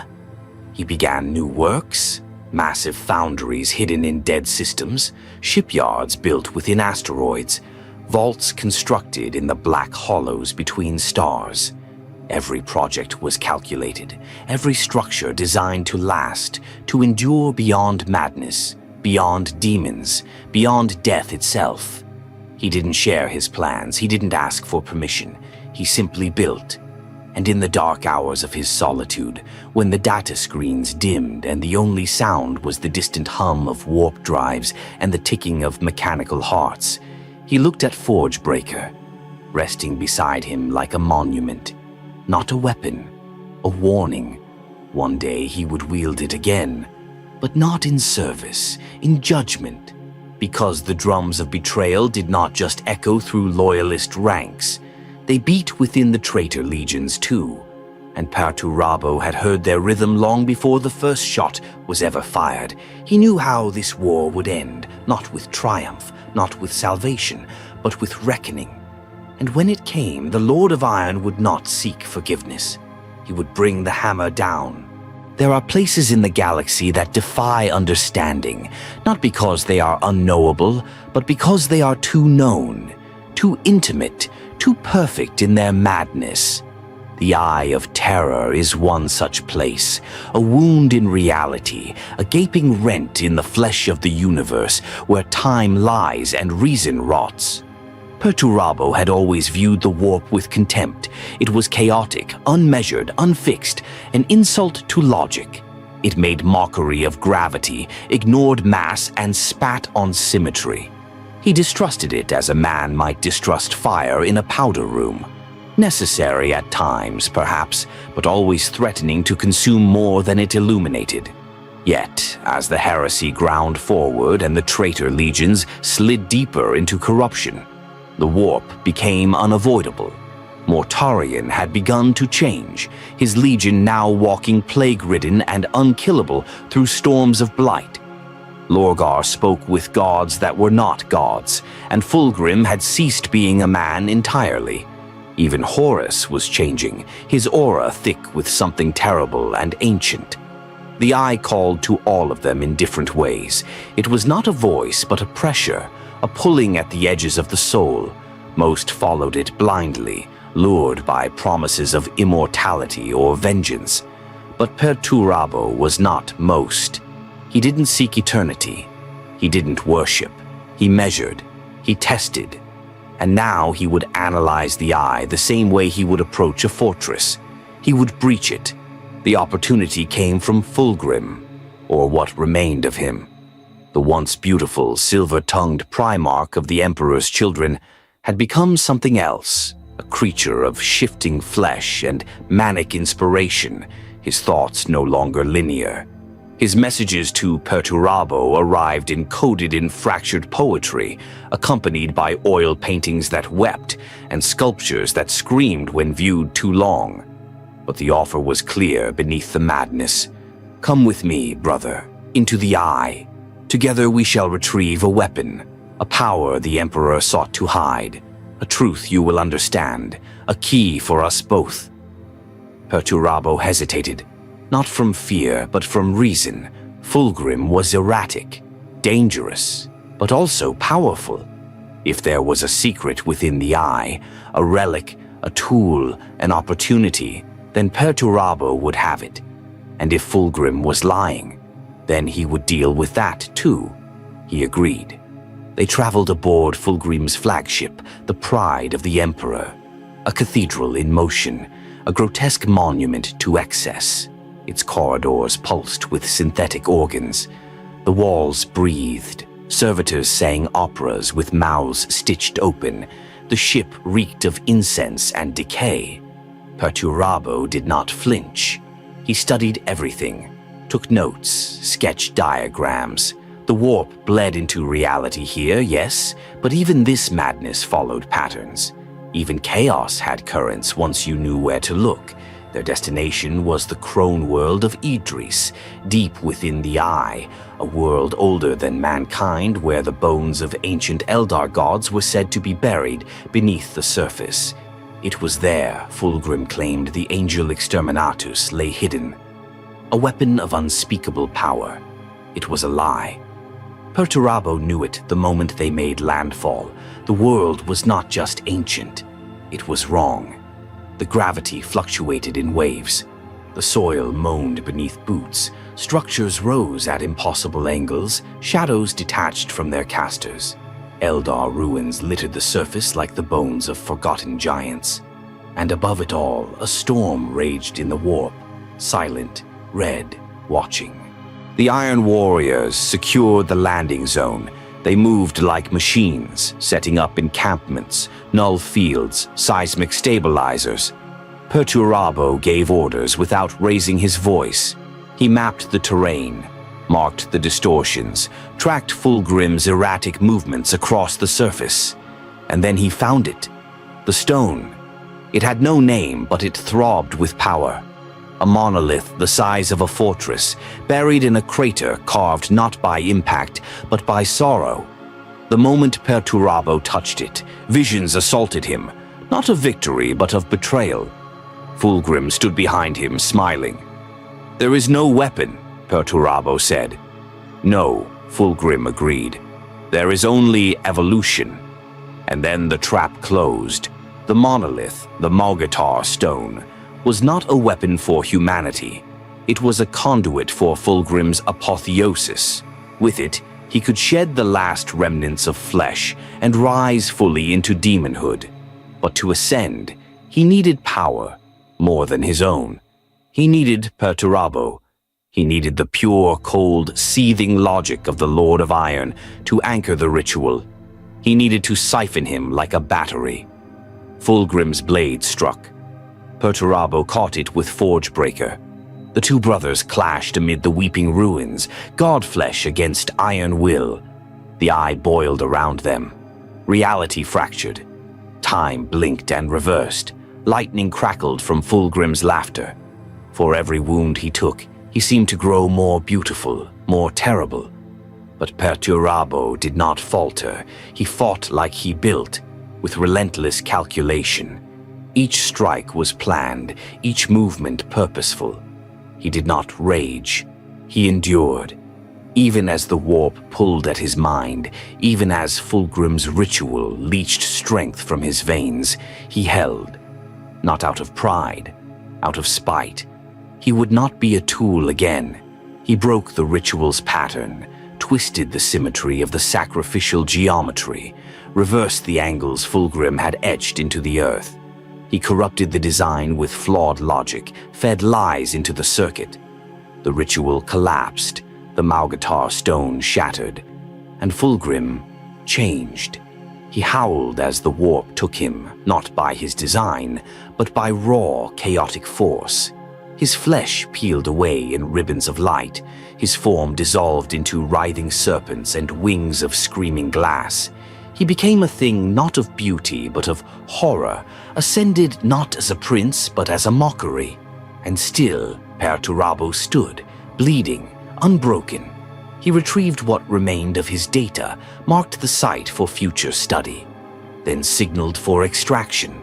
The Iron Warriors left Idris in silence. Fulgrim was gone, transformed, vanished into the warp. Perturabo made no mention of the betrayal in his reports. No accusation, no complaint, only a note. Subject Fulgrim, unstable, compromised, not to be trusted with future strategic assets. Back aboard the Iron Blood, Perturabo stood before a hololithic projection of the galaxy. The war continued. The siege of Terra loomed. His brothers were growing drunk on demonic power, deluded by promises of godhood. He saw the flaw in the design now. They were building a pantheon. He would build a weapon. The Eye of Terror had not broken him. It had revealed him. Even the gods needed architects. And the Lord of Iron was the only one who understood how to build damnation brick by brick. There are places in the galaxy even the warp avoids, not because it cannot reach them, but because they stare back. The Black Oculus was one of these places, a name whispered only in ancient Mechanicum records, encoded beneath layers of redacted scripture, archived not in data vaults, but in vaults sealed by oaths and the fear of what knowledge might bring. Few even knew it existed. Fewer still believed it real. Perturabo was not one of them. He believed in facts, and the facts all pointed to Talon. Once a quiet agri-world, Talon had no value, no weapon forges, no fortresses, a world of grain and soil. It should never have mattered, and yet the Iron Warriors turned it to dust. The campaign began not with a siege, but with a single deliberate word: exterminatus. Virus bombs rained from orbit, cities liquefied in seconds, forests turned to gas and then to flame. The atmosphere itself rebelled. Winds howled with the screams of the dead. Within days, Talon was transformed from verdant green to radioactive wasteland. Billions perished, and Perturabo watched, but not for pleasure. He was testing something. Beneath Talon's crust, beneath the ruins and the fallout, lay something ancient, something hidden, the Black Oculus. The Iron Warriors didn't bombard the planet to destroy a population. They did it to clear the board, to remove interference.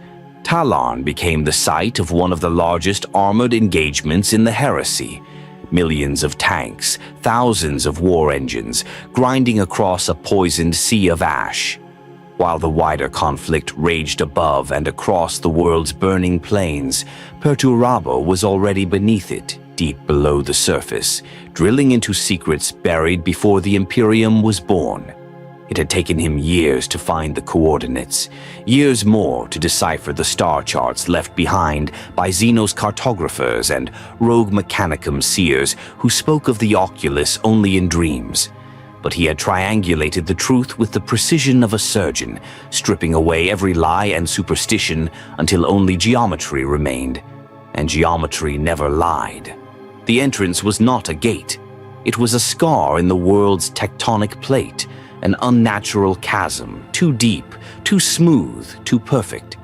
He ordered his prefactors to lower a mobile siege platform into its maw, converting it into a subterranean bastion and excavation site. Shielded from the toxic atmosphere above, the Iron Warriors dug with singular focus. They found the Oculus after 87 days. It was not a structure, it was a presence. A sphere of obsidian so black it seemed to absorb the mind. Machines died in its proximity. Servitors spasmed into madness. Vox signals scrambled into screaming static. Yet, when Perturabo approached it, the sphere pulsed once, like a slow heartbeat. It recognized him. He did not flinch. He ordered every servitor withdrawn, every machine silenced. He stood before it alone, armored in his battle plate, forge breaker slung across his back, and pressed his gauntlet to the surface. And the sphere opened, not outward, inward. What unfolded was not a door, not a passage, but a collapse, a folding of dimension. Reality peeled like paper, and behind it, a chamber that should not exist. Inside there was light, not the light of stars or sun, but of something deeper, like the glow of understanding before it has a name.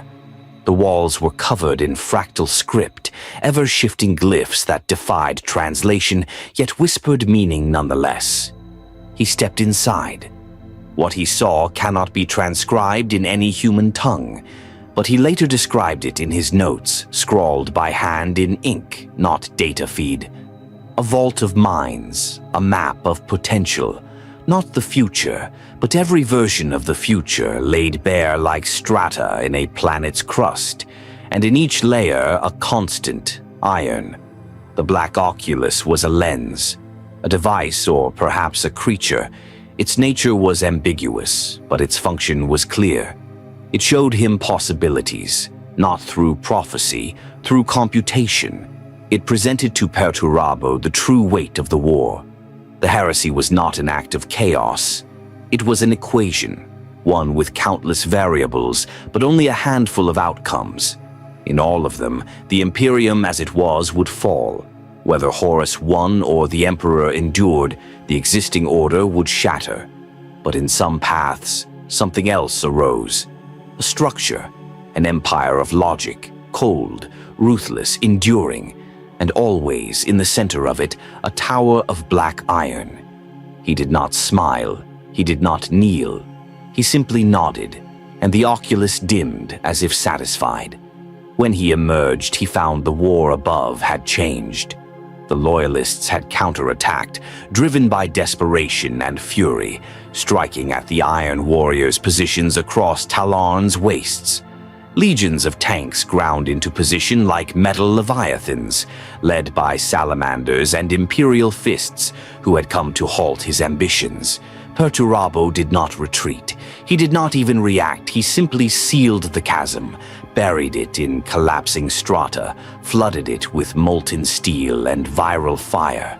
The oculus had shown him what he needed. Its use was complete. To this day, no one has ever found it again. And above the surface, the Iron Warriors held the line. They withdrew not in defeat, but in purpose. Tallarn had served its function. The Loyalists believed they had scored a victory, that they had driven back the Lord of Iron.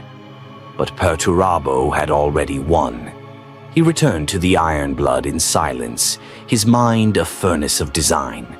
He began drafting new blueprints, citadels of impossible dimensions, siege engines that fed on warp resonance, void fortresses built in gravitational eddies where time moved differently. The constructs he envisioned now were not for war, but for legacy. He had seen the future, not as prophecy, but as consequence. And in every future worth enduring, he stood, aloof, cold, immortal, not through sorcery, but through precision, through permanence. Others might chase demonhood, claw for favor, sell their souls for warped power. But Perturabo knew the truth. There is no immortality in worship, only in design. And so, as the drums of the Siege of Terra began to sound, and as Horus summoned his brothers for the final assault, Perturabo returned to his forge, not to build another weapon, but to draw the first lines of a fortress that would outlive gods. Because he had touched the black oculus, and now he knew how the galaxy ends. It is a curious thing, how the path to damnation so often leads back to the place you were born. Perturabo had left Terra once, long ago, as a newly found son of the Emperor. He had left not with tears or oaths, but with questions. Questions about loyalty, function, and worth. Now he returned not as a child, but as the architect of rebellion, the siege master of a new age. The Solar War had begun. The Siege of Terra was not merely a battle, it was the apocalypse meticulously engineered.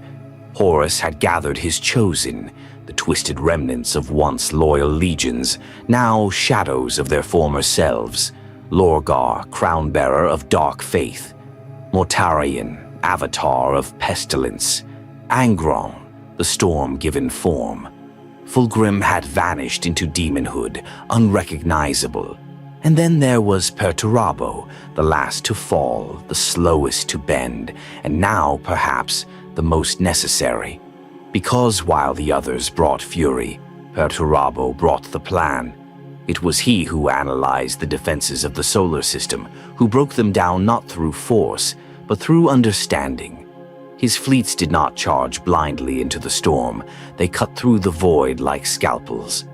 At Uranus, he coordinated a three-pronged assault on the orbital defense network, dismantling it within hours. Saturn's moons were cracked open by precise strikes, not firestorms.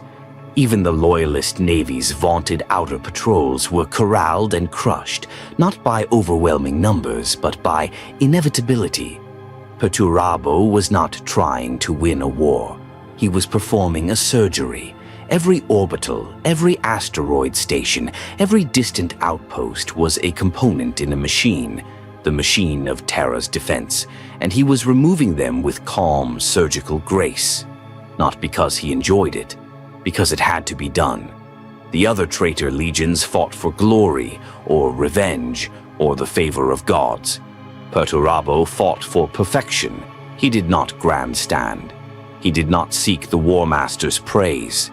When Horus attempted to assign Mortarion to oversee the bulk of the fleet operations, Perturabo offered no protest, only data.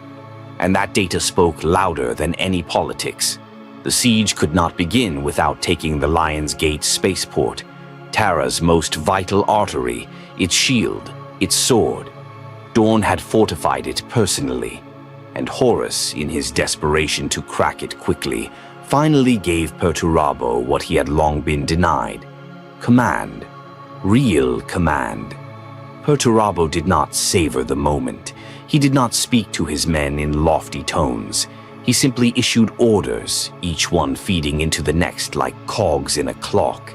Fleet formations tightened, macro batteries aligned, warp translation patterns were refined to pierce Terra's intricate void web. Ground forces prepped for coordinated descent. The assault was not an invasion, it was a construction project. The Iron Warriors landed not as warriors, but as engineers of apocalypse. Their landing craft dug trenches as they deployed. Forward bases were established in concentric rings, like the shells of a siege worm tightening around its prey. Artillery platforms rose from automated foundries, pre-assembled in orbit. Shield breakers were deployed in layered arrays, calibrated to the specific harmonics of the Imperial Palace's void shielding. And still, Perturabo said nothing. He didn't need to. The plan was already perfect. The first shots fired at Lion's Gate did not come from ships. They came from within the planet. Perturabo had studied old Mechanicum maintenance tunnels buried beneath the palace since before the Unification Wars. Forgotten, repurposed, sealed, but not destroyed. And through them, he unleashed a wave of scrap code and infiltrator automata that sowed confusion within the Loyalist command network. As the defenders scrambled, the Iron Warriors advanced. It was not swift. Dorn had built his defenses with a fanatic's precision.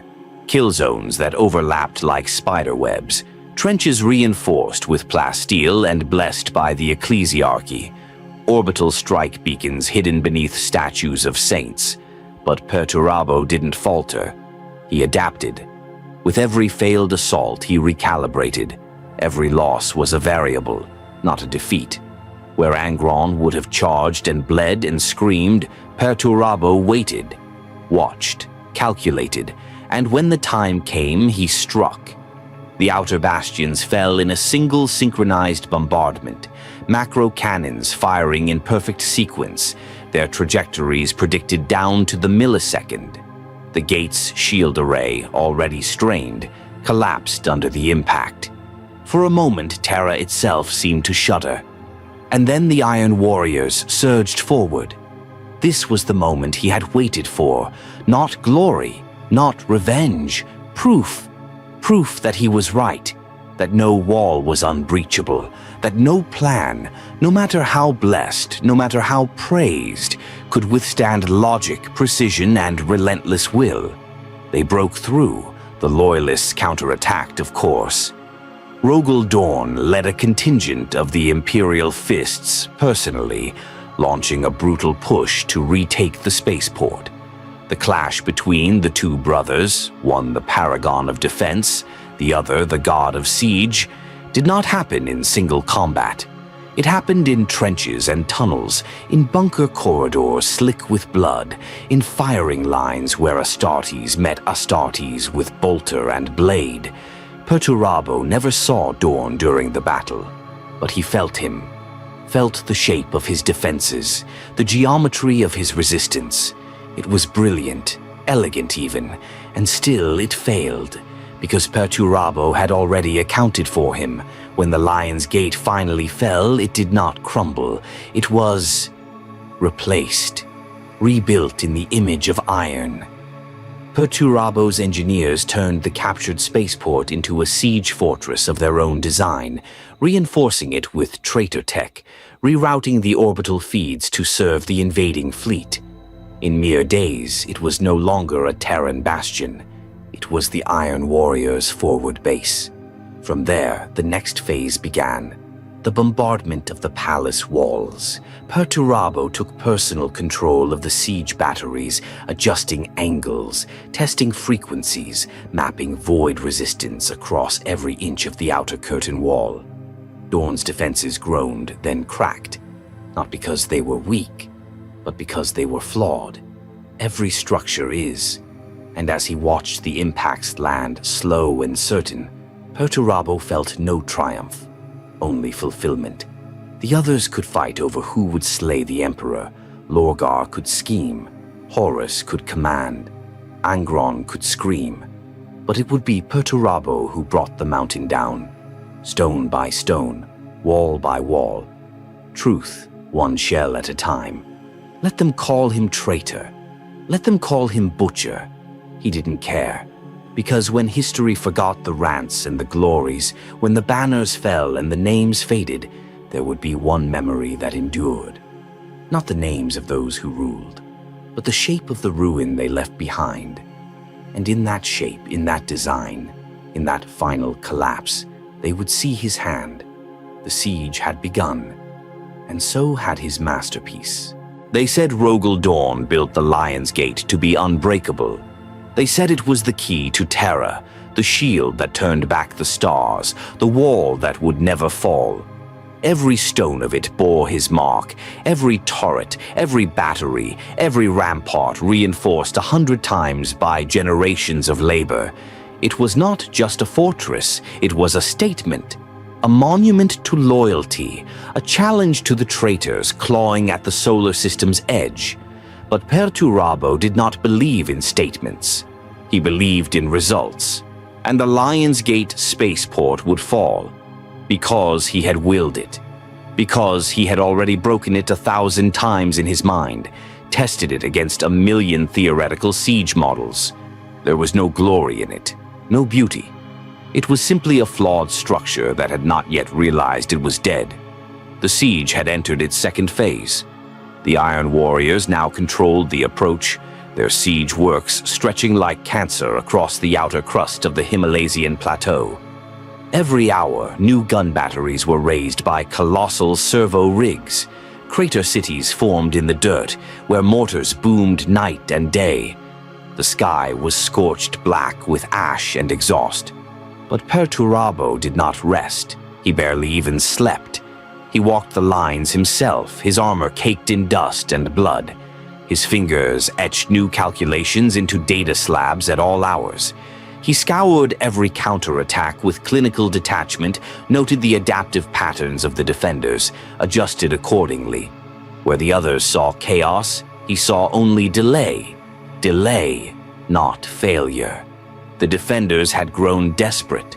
Dawn's imperial fists, bolstered by Terran regiments and elements of the Sisters of Silence, launched constant raids. Strike teams appeared from underground tunnels, saboteurs seeding the siege lines with meltabombs, assassins striking command centers in the dark. But Perturabo had expected them. He built his siege like a maze. He anticipated breakouts and false retreats. Every battlefield setback became part of the pattern. No act of heroism could outlast the geometry of ruin.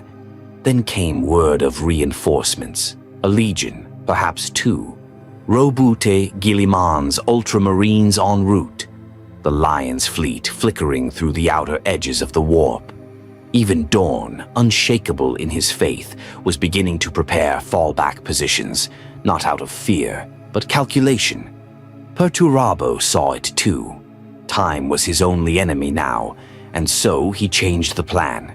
He called for Zardu Layak, the former word-bearer, now something else. A living conduit of warp-born madness, clad in rusted power armor and veiled in litanies. Zardu's body was no longer wholly human. His mouth split when he spoke. His voice echoed with something beneath language. Perturabo hated him, but he used him. Layak's demon host, Korbak's utter blight, was unleashed upon the outer trenches of Lion's Gate. The result was horror. Warp storms boiled from the earth. Defenders burst into pustules of flesh, crying prayers as their bodies inverted. Whole battalions were lost, not in battle, but in reality. It was not siegecraft. It was desecration. And it worked. Dawn responded exactly as Perturabo predicted. He launched a furious counter-assault, not from the walls, but from within.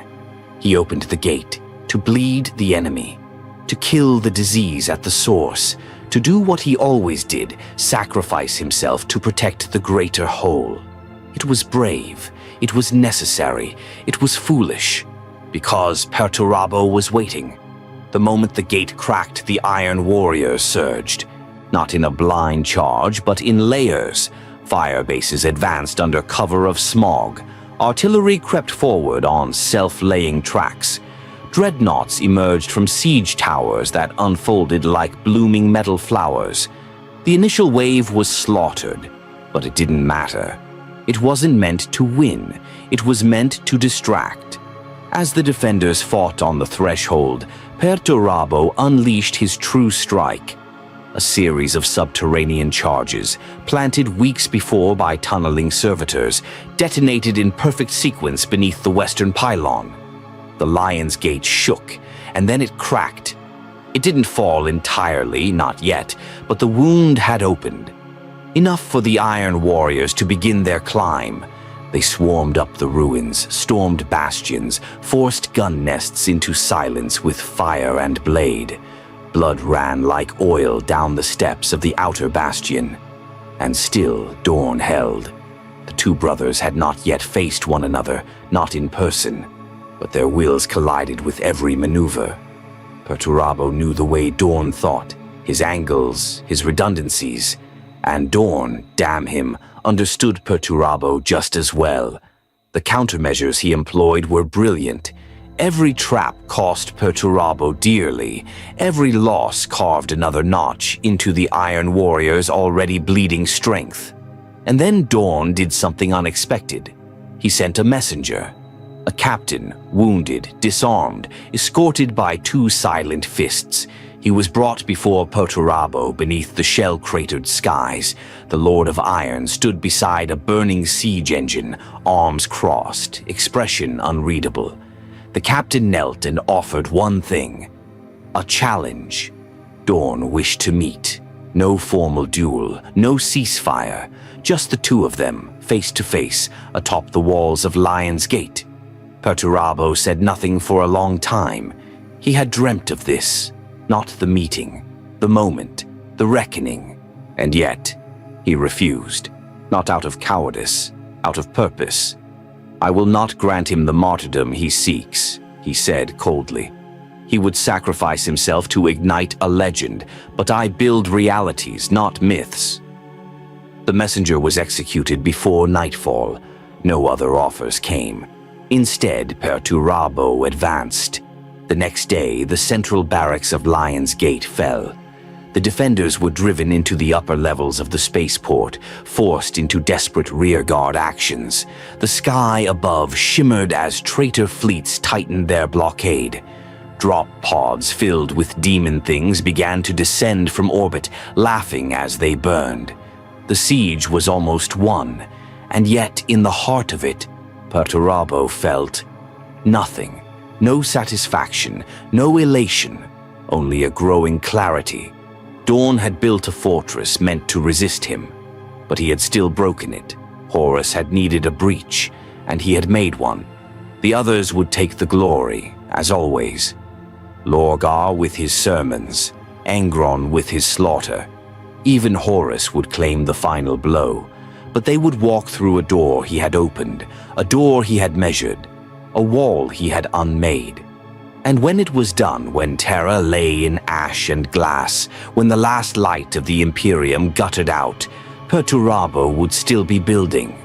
Because this wasn't victory, it was foundation. The real fortress was yet to come, and it would need no gate, because nothing would ever leave. No siege holds forever. Even the most perfect wall has seams. Perturabo knew this better than anyone. He had taught the lesson himself 1,000 times over. Every fortress from the mountain redoubts of Olympia to the bastions of Terra followed the same truth.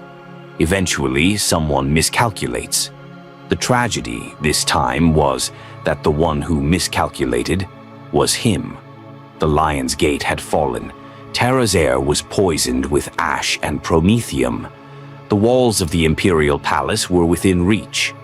The Iron Warriors had established firing positions along the outer ring, coordinating bombardments like a conductor commanding a symphony of ruin. Mechanicum's siege crawlers fed on the earth, tunneling under the crust. Warp-fueled artillery cannons, their barrels hot with demon fire, kept pressure on all approaches. The breach had been made. Terra was his. And yet, the next phase didn't come. Horus waited. Above the planet, the vengeful spirit remained still in high orbit, cloaked in darkness and dread. The War Master did not descend. He issued no new orders. He demanded nothing from Perturabo. And with that silence came doubt. Why wasn't he pushing the attack? Why wasn't he finishing the siege? Perturabo requested an audience. None was granted. The silence festered. The Lord of Iron poured himself into the next assault vector, the Saturnine Wall, Dawn's finest bastion. The palace's beating heart of defense, surrounded by overlapping shield arcs, anti-orbital platforms, layered artillery bunkers, and a subterranean maze of kill zones. Perturabo knew the design intimately. He had studied it for decades. He had designed its countermeasures in secret, in simulations, for years before the heresy began. And still, something gnawed at him. Why the delay? He knew Dawn, knew how the Praetorian would use time like a weapon, not a shield. Every moment Horus hesitated, Dawn reshaped the battlefield. He would adapt, reinforce, recalibrate. But Perturabo was too invested now to walk back. The pressure from the other traitor primarchs was mounting. Angron had begun tearing through the palace's outer defenses on his own, carving a path not with strategy, but with slaughter.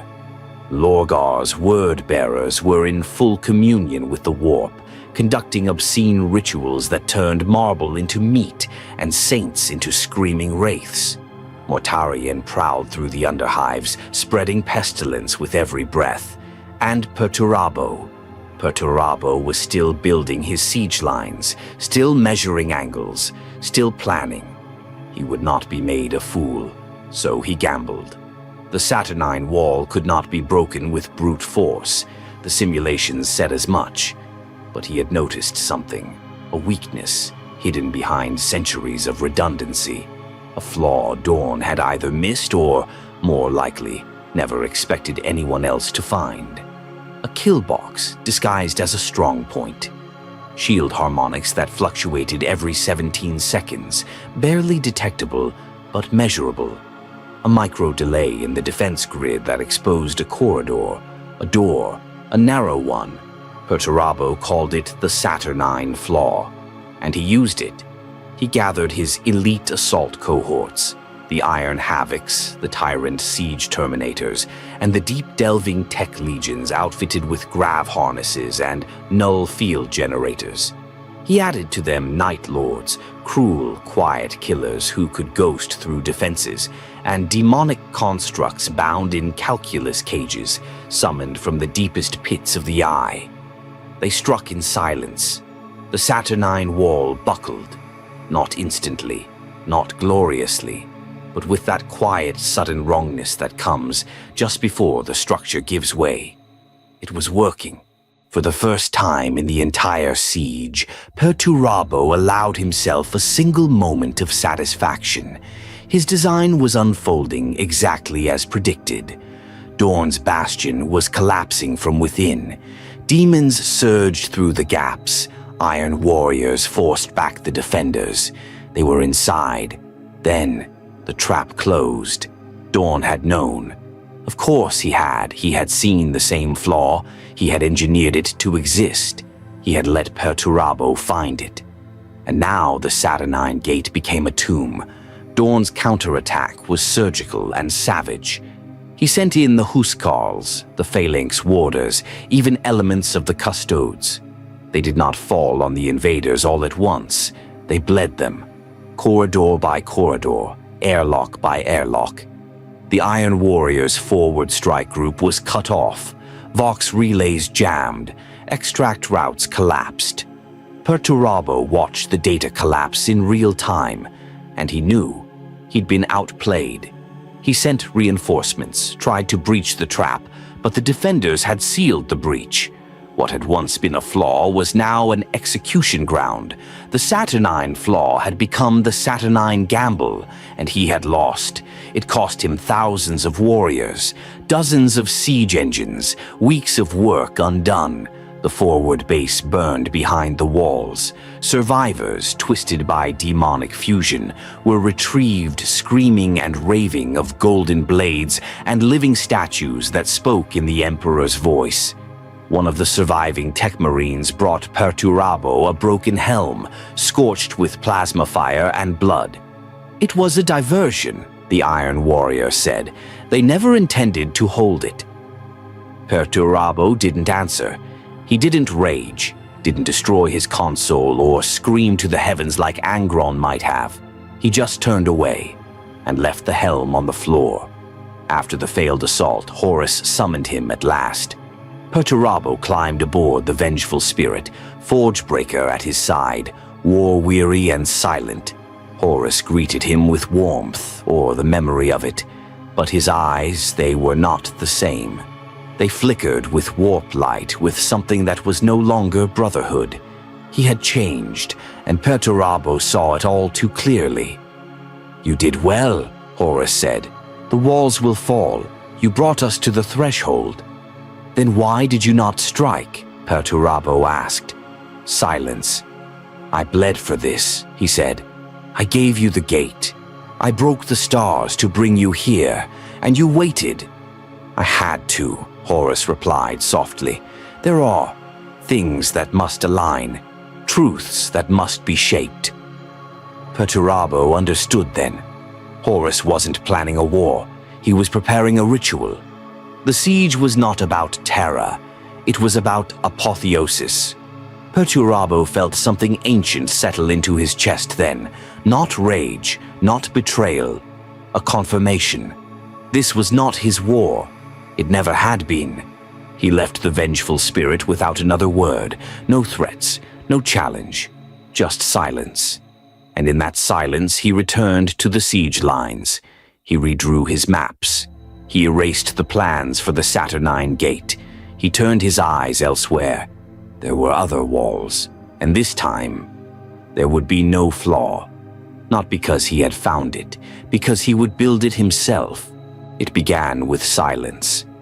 Not the silence of peace, nor the hush that precedes a gun's report. This silence was different, dense, sharp-edged. It lived in the cracks of the war effort, spreading like hairline fractures through everything Perturabo had built. His legion, his reputation, his vision. Everything, bit by bit, began to fray beneath the weight of betrayal. Not the betrayal of enemies. Worse, the betrayal of purpose. The saturnine failure had left its mark. His iron warriors, ever resilient, did not complain, but they bled. The siege lines were intact, his outer forts unshaken, and yet there was hesitation in their step. Too many calculations undone, too many losses unacknowledged. And at the center of it all, the Lord of Iron stood unmoving, surrounded by maps he no longer trusted, and plans he no longer admired. He had spent his life building to this moment. Terra under siege, his genius laid bare for the galaxy to witness. And what had it become? A farce. The other traitor legions had devolved into madness. Angron rampaged without strategy, his Red Angel form slashing through the Emperor's walls with no understanding of the damage he left in his wake. Mortarion poisoned catacombs that had already been abandoned. Fulgrim had disappeared into the warp entirely, transformed into something Perturabo could no longer define as kin. And Lorgar. Lorgar played prophet, guiding demons like a child playing with fire, setting brush after brush ablaze without once looking back. No coordination, no discipline, no reason. And at the heart of it all stood Horus, once a brother, once the War Master. Now, Perturabo saw only a puppet, bloated with power, speaking in a voice that echoed with God's. Every time the name Father passed Horus's lips, it was twisted, rotted, wrapped in a reverence that stank of submission. He spoke of victory now, not in terms of worlds taken, but of fates fulfilled. Rituals completed. The eye opened wider. Perturabo hadn't built his empire on superstition. He built it on stone, iron, and logic. And he'd had enough. It started with the withdrawal of support from the demon-led fronts. Without fanfare, without explanation, Perturabo began recalling his iron warriors from battles they hadn't initiated. No more reinforcing the word-bearer's lunatic rites. No more bridging breaches in the Death Guard's plodding advance. No more throwing disciplined men into a grinder lubricated with the failures of others. He refocused his efforts on hard points, artillery nests, void shield generators, suppression batteries, defensive emplacements so precisely constructed that even the custodes struggled to dislodge them. His soldiers obeyed without question, glad to be returned to the war they had trained for, one of measure, not madness. But it didn't go unnoticed. Abaddon confronted him first, striding into the Iron Blood's war room with the arrogance of someone who had forgotten he once bowed. Behind him came Falcus Kibre and a brace of sons of Horus warriors, armed but posturing. "We need your guns," Abaddon said. Perturabo didn't look up. "You already had them," he replied. Abaddon stepped closer. "This siege is about momentum. We push, we break. We drown them in pain." "No," Perturabo interrupted. "You bleed, I break. Or I did until you squandered the opening I gave you. You think this is your war. I know it isn't yours." The two stood inches apart, the air between them thick with heat and hate. The silence returned. And then Abaddon spoke the truth that everyone else had been too cautious to say. "Horus has named Mortarion the spear point." The words landed heavier than a warhead. Mortarion, who poisoned more than he planned, who spread corruption like a child spilling ink. Mortarion, granted authority over the next phase of the siege, over Perturabo's siege. There was no argument, no war council vote, The decision had been made in whispers, behind warded doors, by voices that no longer walked on mortal feet. Perturabo said nothing. Abaddon left, and the Lord of Iron returned to his thoughts. For 1 hour, the Iron Blood was quiet, its bridge dim, its engines humming, and then orders were given. Pull back the forward emplacements, cease all integration with non-Iron Warrior assets. Dismantle the siege networks where possible, sabotage what cannot be moved, withdraw. The Iron Warriors left Terra not in retreat, but in silence, not with shame, but with precision. There were no grand announcements, no farewells, just flickering Vox channels going dark, artillery falling silent, bunkers emptied, airlocks sealed. One by one, the fire bases vanished, as if they had never been there at all. The message was clear. You didn't want my war, you won't have my help.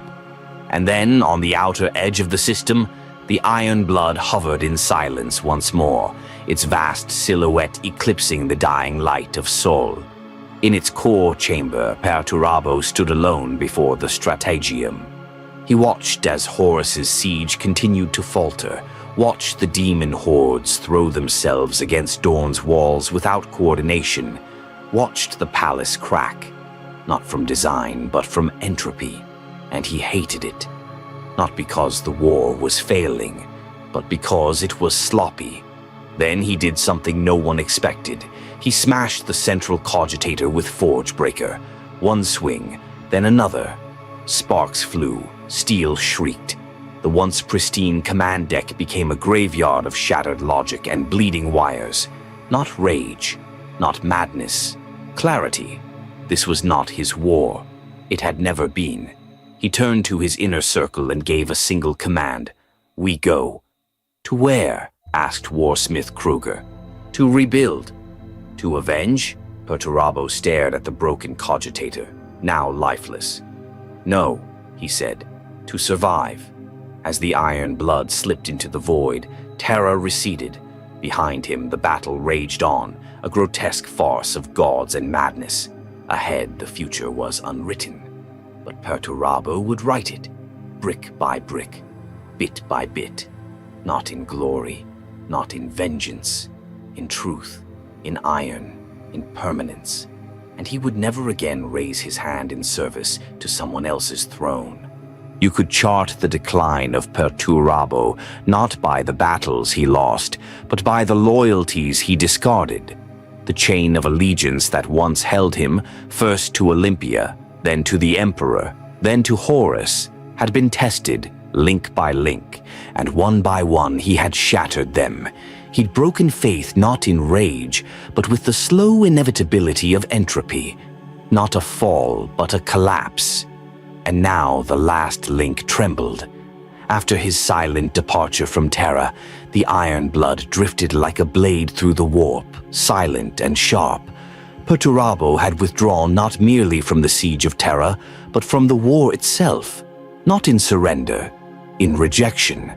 The Eye of Terror loomed ahead, madness given shape, a place where thoughts had shadows and emotions could kill. But he wasn't afraid. He understood the Eye better than most of his kin, because he'd always understood systems, even broken ones. And the Eye was nothing if not a broken system. Yet before he passed into that nightmare realm, there was one task left, one chain left to break. The War Master's final order still pulsed in his databanks like a sore tooth, not as a command, but a reminder, a final expectation, a tether to the campaign he had refused to finish. Horus had summoned him to Ulanor, the world of his original triumph, the world where he had first been named War Master. It was here, now in the waning twilight of the heresy, that Horus had made his final camp, his throne. But Perturabo had not responded. Not until now.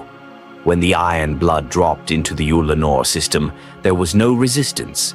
The War Master's fleet was scattered, sluggish, as though its captains had grown tired of watching the galaxy burn. Most were little more than demon ships by now, living hulls of screaming metal, their bridges soaked in auras of predatory delight. Even the vengeful spirit had changed. Once the finest warship in the Imperium, it now resembled a floating cathedral of blasphemy. Its architecture twisted in upon itself, impossible angles wrapped in tentacles of black iron. No mortal could have walked its halls and remained sane, but Perturabo was not mortal. He docked alone. No escort, no fanfare. He entered the ship's heart with Forgebreaker on his back and contempt in his blood. Inside, the corridors breathed, whispered, laughed. Demon faces formed and unformed in the walls, testing him, tempting him, mocking him. He ignored them all. He walked the vessel's length, through sanctums reeking of sacrifice, past shrines to gods he refused to name. The deeper he went, the worse it became. Blood ran uphill, bones spoke in his native tongue. Time hiccuped, but Perturabo never hesitated. He found Horus at the center of the madness, or what remained of him. The War Master was no longer a man. He was a vessel, bloated with power, wrapped in a body barely his own. His voice was layered with others, deeper and older. His eyes burned, not with fire, but with ambition corrupted. "My brother," Horus said, rising from a throne made of shattered loyalty and rusted bolter shells, "you've come home." Perturabo said nothing. Not yet. Horus gestured to a map of the galaxy, hovering between them in flickering warp light. Entire sectors burned. Others were blacked out, consumed by the warp. "Soon it will all be ash," Horus said. "The Emperor will die, the throne will break, and we will rise." "We?" Perturabo asked at last. His voice was cold iron. "Or you?" Horus smiled, or tried to. His face barely moved. "You still don't see, do you?" he said. "We were never meant to inherit his imperium. We were meant to become its gods." Perturabo walked forward, past the map, past the echoes of what this war had become. "I gave you the walls," he said. "I gave you terror, and you fed it to the warp like scraps to a starving dog." Horus stood, towering, the air around him buzzing with raw power. "And what did you want, brother?" he asked. "A place in the stars, a plaque on the palace wall. You could have had it. Still can." Perturabo looked him in the eyes.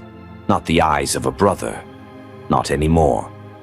"I wanted it to mean something." The silence stretched, and then Horus, perhaps in mockery, perhaps in curiosity, asked, "And what does it mean now?" Perturabo answered by drawing Forgebreaker.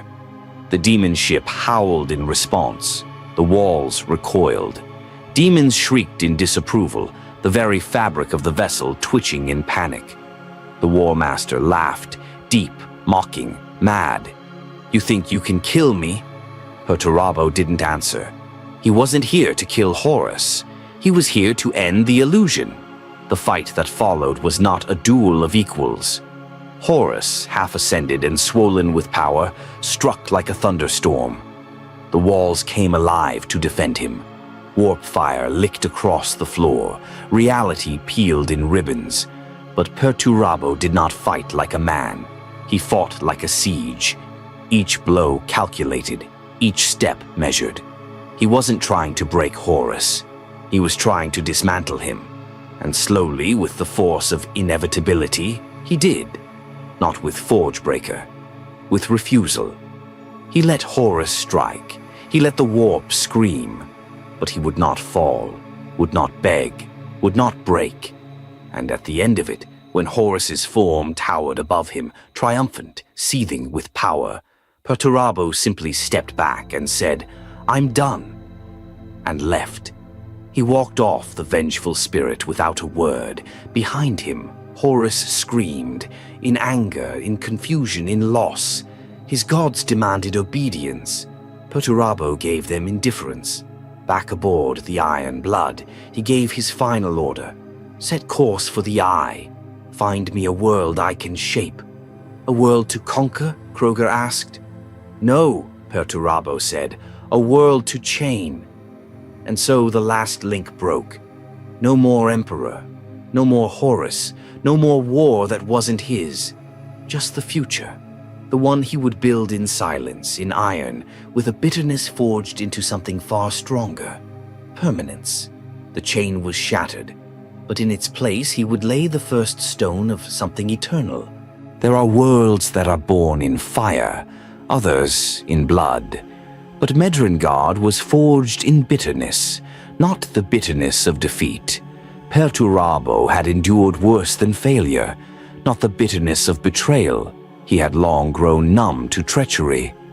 No, Medrengard was born of a different bitterness, the kind that grows from unmet purpose, from the slow, grinding erosion of belief, from the realization that if the galaxy would not be shaped by logic, it would be shaped by wrath.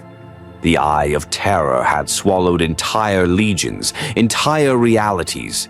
It had corrupted men, twisted angels, remade gods. But when the iron blood emerged into its yawning madness, its warp tides clawing against the Geller field, screaming with hungry minds, it did not waver. Because the Lord of Iron had come not to fall. He had come to build. Perturabo chose Medrengard not for its beauty. There was none. Not for its resources. They were meager. He chose it because it was hostile. A world of blackened stone, of volcano-choked skies and seas of sulfur. No life clung to it, no trees, no birds, no warmth. It reminded him of Olympia in the final days, ash drifting like snow, cities cracking under his own wrath. It reminded him of home. The Iron Warriors began the groundwork within days of orbit fall. Warsmiths deployed construction modules from orbital landers, each the size of a city block. Massive crawler machines dug through the crust, carving out the first hab zones and foundries. Gene-forged slaves known as the tech thralls swarmed across the terrain, assembling prefabricated siege walls and void-hardened silos. They did not build cathedrals, they built fortresses. Everything had a function, every corridor designed with fallback in mind. Every wall doubled as a fire point, every window was a murder slot. The cities, if they could be called that, were sunken into the rock, shielded from orbit, interconnected by maglev tunnels that ran beneath the surface like a circulatory system. Perturabo did not rule from a throne. He did not sit on a dais in a hall of skulls. He walked the halls of the Iron Bastion, the beating heart of his world, a fortress so vast its foundations reached the planet's mantle. He moved among his sons, not as a king, but as a builder, a planner. He inspected walls for stress fractures, corrected schematic errors with his own hand, demanded every bolt, every slab, every servo skull be placed with intent. What the other primarchs sought through war or ritual, Perturabo sought through design. It wasn't long before the first challengers came. The Eye was not a void. It was a crucible of power, and power attracts envy. Word-bearers, demons, night lords all sought a piece of the Iron Warriors' fortress world. They came like wolves, expecting prey. They found a cage. The first siege came from the warband of Vexer Kalon, a former Black Legion captain turned warlord, backed by 100,000 screaming cultists and 3 demon princes. He landed on Medrengard's southern continent and raised a shrine fort to the Prince of Excess, expecting Perturabo to meet him in battle. He did not. He waited and watched. And when Kalon's forces had overextended, when his cultists began fracturing into rival sects, when his demons began turning on each other, then Perturabo struck. The ground opened, literally. A segment of Kalon's encampment collapsed into a tectonic maw, an engineered quake set off by deep strike charges laid weeks before. The remaining forces were herded into kill funnels between basalt cliffs laced with seismic mines. Iron warriors emerged from reinforced bunkers, guns already zeroed. It was not a battle. It was an execution. The corpses were fed into smelters. The bones became mortar. The remains of Kalon's demon princes were bound in iron and displayed at the gates to the Iron Bastion, not as trophies, but as warnings. There would be no glory here, only order. From that day forward, Medrengard was no longer just a place. It was a concept, a symbol. The only world in the eye not ruled by chaos, but by structure. The only fortress that grew not through conquest, but through reinforcement. Over the decades that followed, Perturabo constructed what he would come to call the Iron Core, a planetary lattice of void generators, shield relays, self-repairing bastions, and orbit-to-surface auto-citadel systems.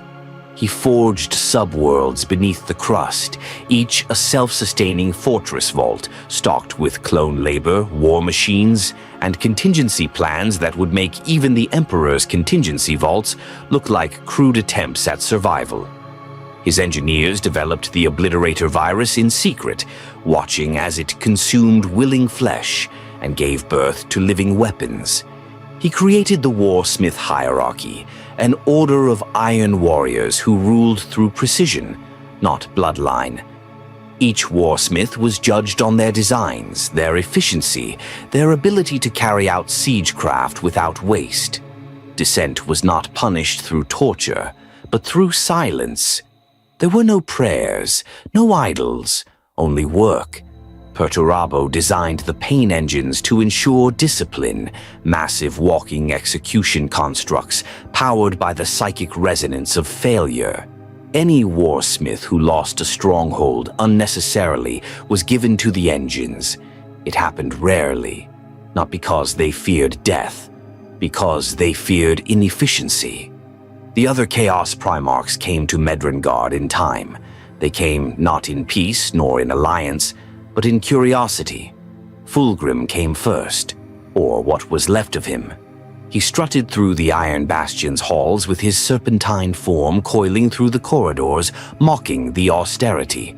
He laughed at the absence of demonic shrines, at the silence of the serfs. He asked, "Where are your temples, brother?" Perturabo did not look up from his drafting table. "You're standing in it." Fulgrim never returned. Mortarion came once. He brought gifts, disease vats, plague engines, bloated things that dripped life and death in equal measure. They were melted down for parts. Mortarion, too, never returned. Only Lorgar lingered. He walked the corridors of the Iron Core in silence, hands clasped, occasionally muttering prayers that bounced off the walls with no echo.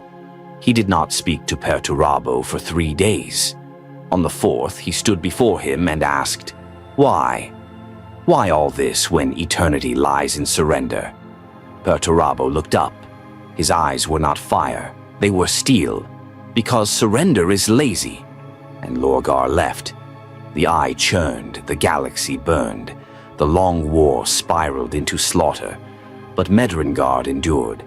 Because it was not ruled by a demon, it was ruled by a mind. In the deepest chamber of the Iron Bastion, below layers of reactor vaults and quantum vault doors, Perturabo stood alone. Before him, suspended in stasis, was a model of the galaxy, a perfect simulation. He added to it every day, corrected for star movement, plotted warp rift expansions, not because he believed it could be saved, but because he knew one day, when the warp had consumed every golden palace and corrupted every throne, when even the gods grew bored of their own immortality, someone would return. Someone would look for the last truth and find it buried beneath a mountain of iron. There was a time when Perturabo believed in endings, the ending of rebellion, the ending of weakness, the ending of lies. But by the time Medrengard rose to eclipse the light of all he once fought for, he understood the truth. Nothing ends. Not truly. It only transforms. The long war dragged on, century after century, and while his traitor brothers chased shadows across the galaxy, consumed by ego, obsession, and mutation, Perturabo withdrew deeper into the stone-wrought lungs of Madrengard. There, beneath mountains forged from slag and storm, the Lord of Iron built his last fortress, not for others, not for conquest, for himself. He called it the Eternal Fortress, a name not given in pride, but in certainty. It was the most mathematically flawless creation ever etched into real space, a continent-sized citadel built into Madrengard's tectonic heart, designed to withstand time, war, and even the gods. Each stratum was crafted to outlast the one above it. Every corridor led somewhere meaningful. Every vault was shielded against time itself. It was alive in a sense. Its machine spirits aligned with Perturabo's will, silent and uncomplaining. No one could find its center. No one but him. He vanished inside it. The Iron Warriors continued without pause. Warsmiths governed by algorithmic efficiency, Madrengard became a crucible where war and calculation merged. Enemies invaded, hoping to claim demon world glory. They were buried beneath rock slides measured in megatons. When Abaddon came to call upon his old brothers, requesting fealty for his Black Crusades, Perturabo answered only once. The despoiler had arrived with gifts, demon weapons, warp-born engines, relics of ancient Mars. He spoke of vengeance, of terror, of unity. Perturabo listened, then without a word triggered a seismic fracture that erased the coordinates of the meeting site from planetary memory. The iron blood drifted from orbit 2 days later, indifferent. Abaddon was allowed to leave. But the message was clear. Perturabo did not take orders anymore. Not from false gods, not from echoes of a broken past. Still, the eye whispered, it always did. Even stone can only resist madness for so long. And though Perturabo's mind was stronger than any wall, there came a day, unrecorded, unannounced, when the final boundary was crossed. He began to see patterns that weren't there, not hallucinations, predictions. He would draw siege maps for battles yet to come, 10,000 years from now, on worlds that did not yet exist. He began carving into the walls of the Eternal Fortress, mathematical phrases of such precision they disrupted Vox signals nearby, equations that bent local reality, glyphs that made servitors scream. His sons noticed. They whispered in their fortress prayers. The Lord of Iron was changing, but not like the others.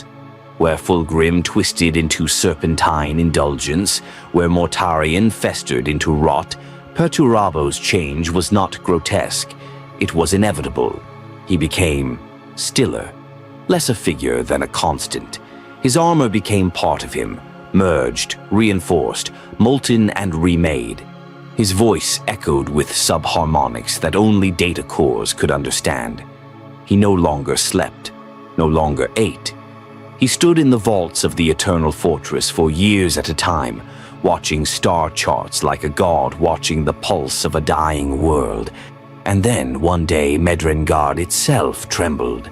The sky cracked, the mountains screamed, the foundations of the planet split, not in destruction, but in revelation. The fortress opened like a bloom of stone, and from its heart, Perturabo emerged, changed, massive, impossibly massive, a giant clad in black and iron, his armor flaring with warp fire only barely contained. He bore no wings, no tail, no mutation of flesh. His transformation had been one of architecture. He had become a fortress, a living siege engine. His will could tear cities apart. His gaze bent structure, and behind his eyes the warp howled, but it did not control him. No, it was the other way around. He was no demon prince of chaos undivided. He was demon Primarch Perturabo, lord of the Iron Warriors, and the warp bowed to him. His first act was not war, it was design. He restructured Madrengard itself, reshaping the planet with thought alone. Peaks turned into bastions, rivers rerouted into molten moats. The orbital layer was replaced with a shell of self-replicating void stations. He built a cannon so vast it could fire into the materium from within the eye, striking worlds light years away. He did not conquer. He waited, because he knew the Imperium would come. And when they did, they found a world not in chaos, but in silence. They found bastions that screamed with encrypted binary, towers that fired before their sensors could even detect their own presence. They found iron warriors who needed no war cries, only targeting data. They found a god of walls, and they broke against him like waves on unyielding cliffs. 10,000 years passed. Perturabo never left Medrengard, but his influence echoed in every siege, every fortress, every war fought across the Imperium Nihilus. The Mechanicum still feared his old blueprints. The Inquisition held entire lectures on how to breach an Iron Warrior's redoubt. None had succeeded in centuries. His name became myth again, not of glory, but of dread. Children cried at the word Perturabo. Warsmiths still whispered it with reverence. The final irony: he had achieved the very thing he always wanted. Not vengeance, not approval, permanence. When the stars die, when the warp collapses, when the last bolter falls silent, it is not Guilliman's statue that will remain, nor Dawn's crumbled walls. It will be the eternal fortress, unbreached, unchanged, unbroken.